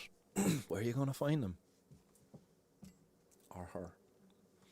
And that's another aspect of it, it's just hard, like, you can go drinking in the city and find maybe your fucking other half there, your lifetime partner.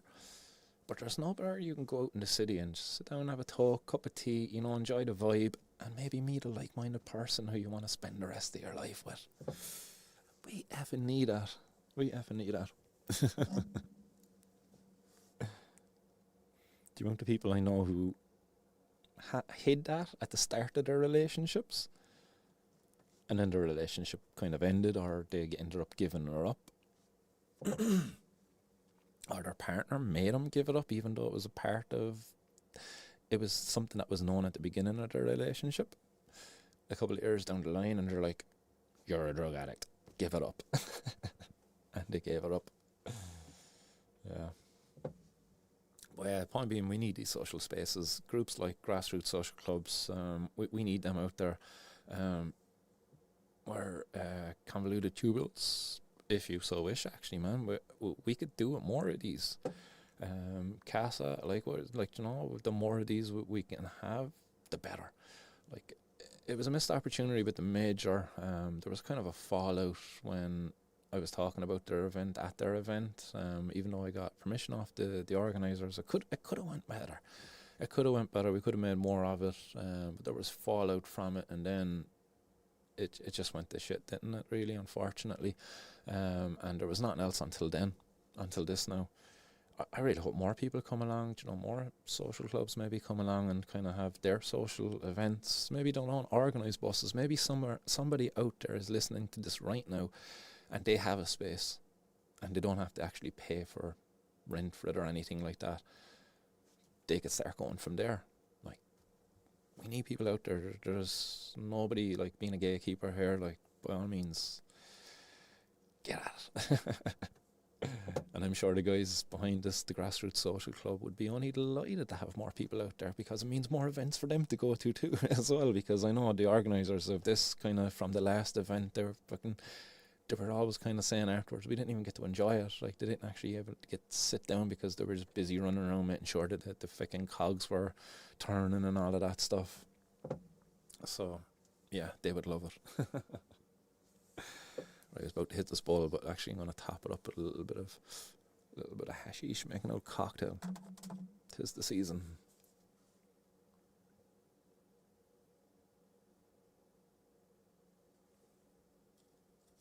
Jeez, I can talk a load of crap, can't I? I just realised I've been on here now. That meeting ended about an hour ago.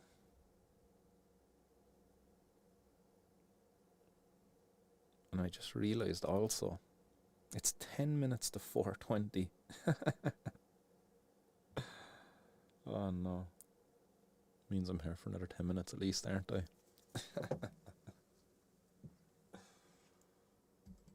The question is now, should I hit that ball or keep it for 10 minutes?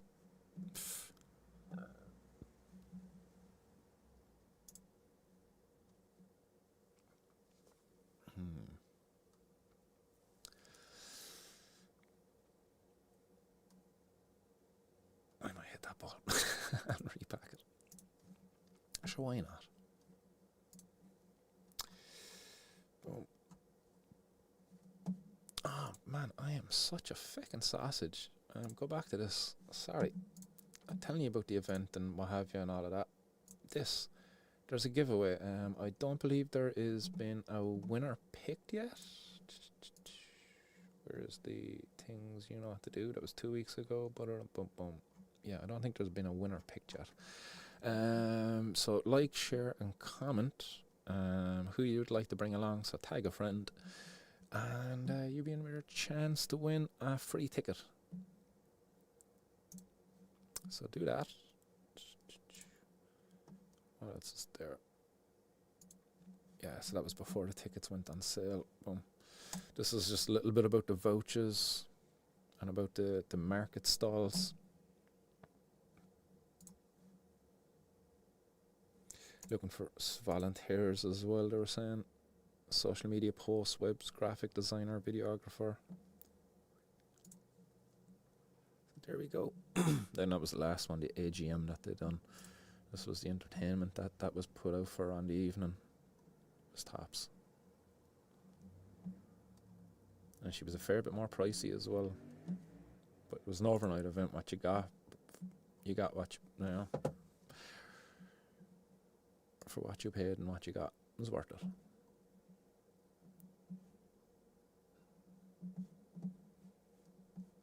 Yeah, Jerry says here, it's hard to promote it when it's illegal and to not get the rats in. That's what the vouch system is kind of about, really, is just hoping that through the vouch system you're getting in good people who are genuine people that can be trusted. And there's more pressure on the individual who's being vouched for to, like, be sound because somebody has vouched for them. Because there's kind of, as people were getting involved, as they started this, there's now a members list, and all the members who've been vouched for, it's still kind of all through there, like, vouch, who's vouching for who and all of that stuff. So it's kind of cool. So hopefully it does work out, because there is a lot of jealous people out there as well, who just want to stir up some shit. We could do it less of them. Yeah, minorities are protected in Ireland, and that was kind of the whole point I'm making there earlier, is the fact that, like, yeah, we are a minority group, but we're just not a recognised minority group, which is even more discriminatory. You up and smoked whore.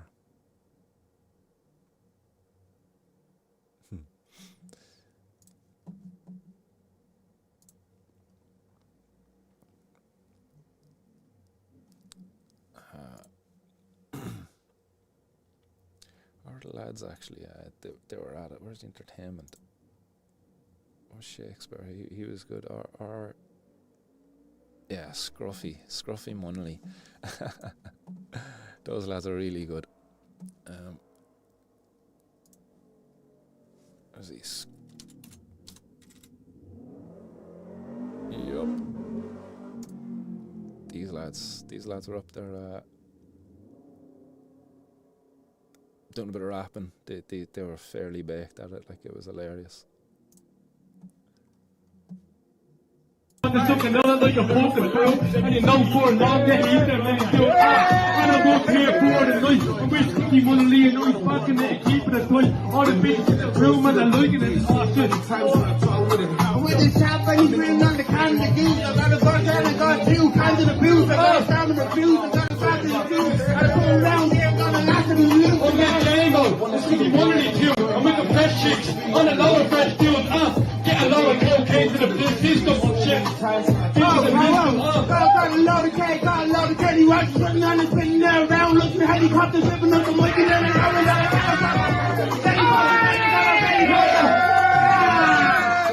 fresh little chicks in the best. Tore it up at the AGM. They did. I still fucking raving over them. They're really good. Bobby, if Bobby's still out there, he's like, what the fuck was that guy saying? Heard enough to understand us. Dublin rappers. But yeah, great crack. 4 more minutes. Oh, there's Bobby. What's happening, Bobby?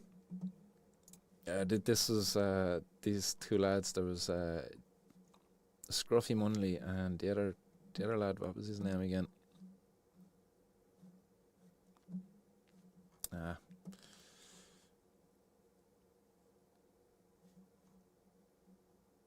See if it doesn't. The two boys had another 2 tunes. One of them actually wanted to come on the podcast for an interview. What was the other dude's name? Forgive me.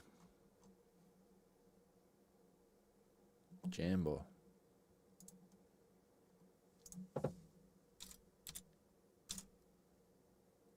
Big Jambo. I think it was through him I found his there we go, his YouTube. Hit the road, Jack. Don't you come back no more, no more, no more, no more. Hit the road, Jack. And don't you come back no more. What you say? Hit the road, Jack.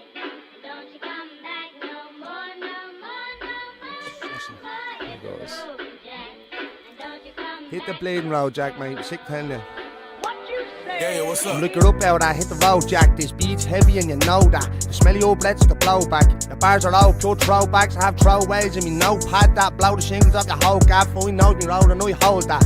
Walk to the shop and I stroll back. Lay ons to the dough. Paid at me hold. Only 2 ways to go. I'm the main event of the show. Good for the wash, good for the nose. Top of the pops, back on the smokes. What's the story? Hit the bleeding road, Jack. More holes in me running down crocs. Walking around the house, summer in socks. Potholes in me facing the spots. Postcards never missing them shots. God knows what happens in the spots. All I want is a video with 10 million views. All I want to do with tippy-toe Ben million shoes. Balls like Jim Joe, 10 million pubes. Lay ons to the dough. Paid at me hold. Only 2 ways to go. I'm the main event of the show. Good for the wash, good for the nose. Top of the pops, back on the smokes. What's the story? Hit the bleeding road, Jack.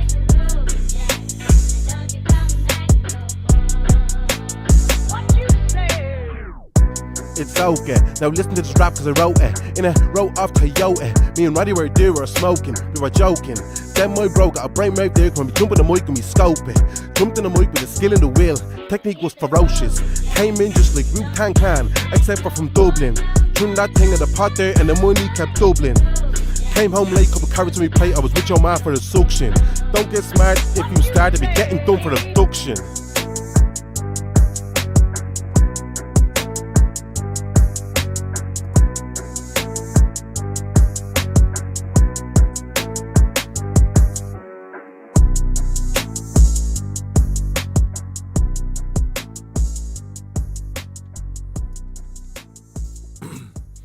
So that was just a taste of one of the entertainers from that AGM.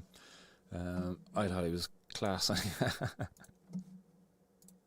Not too sure what you might have made of that out there, but Bobby, what do you think? I know Bobby is definitely a consumer of the old rap. Here we go. 4, 3, 2, 1. That's the torch of freedom. Tooless obedience.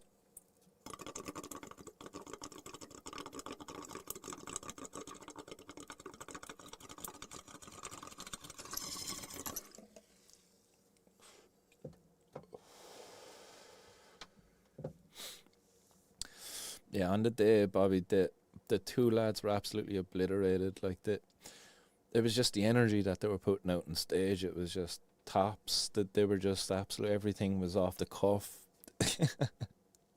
Oh, it was class.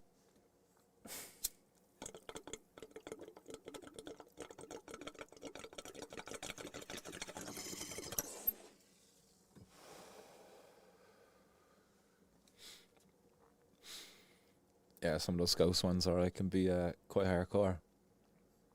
Yeah, big scene of it going on over there. I didn't even realise that there was much of a rap scene here, and as there was.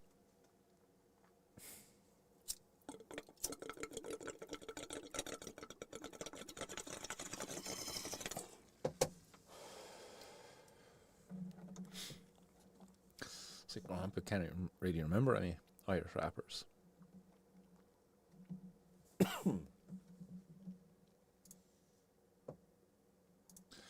Boom. So there we go. Anything else left to add? I was signing off there about like half an hour ago, and one thing leads to another, and here we are.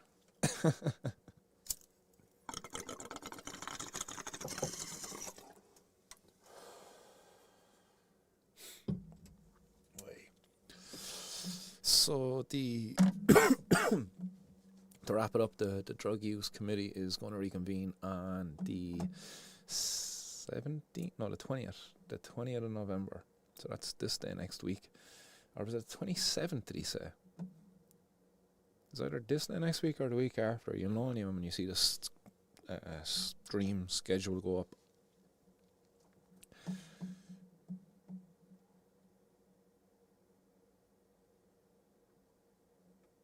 Oh, you'll have to send us on some links, so Jerry.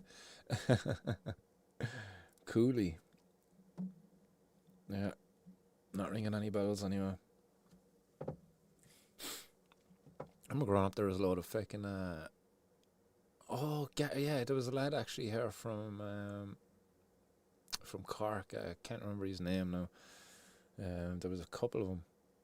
Yeah, it's a bit cheesy though what they were doing. Like, it wasn't like the UK rapper scene there. Like, that's yeah, that's quite like, yeah, Mazza, H, their stuff. Like, yeah, it's quite extreme. It's hardcore stuff that I seen before. Like, it's complete cheese.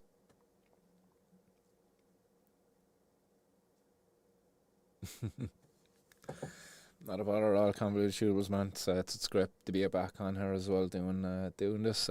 Just glad that this fucking committee meeting has been happening. It's given me an excuse to get out here, to get behind the camera, to get this stream up and running again, to try to get this community back stimulated again a little bit.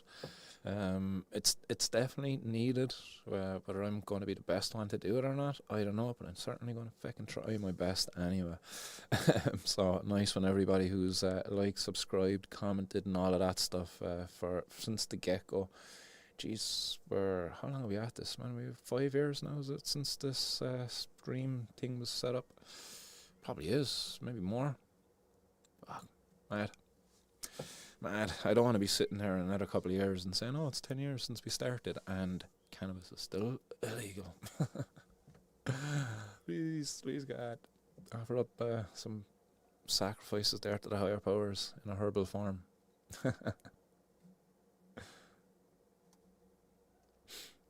Yeah, nice one, Bobby.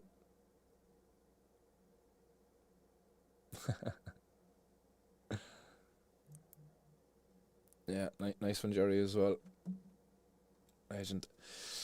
So, guys, I will see you back at the next stream if I happen to get the finger out and do something else in between. Keep an eye out for scheduled streams, so in order to do that, make sure you're subscribed. Boom, there we go, we got it in there again. Absolute legends, guys. Stay blazed, keep it lit. Much love. Bye-bye.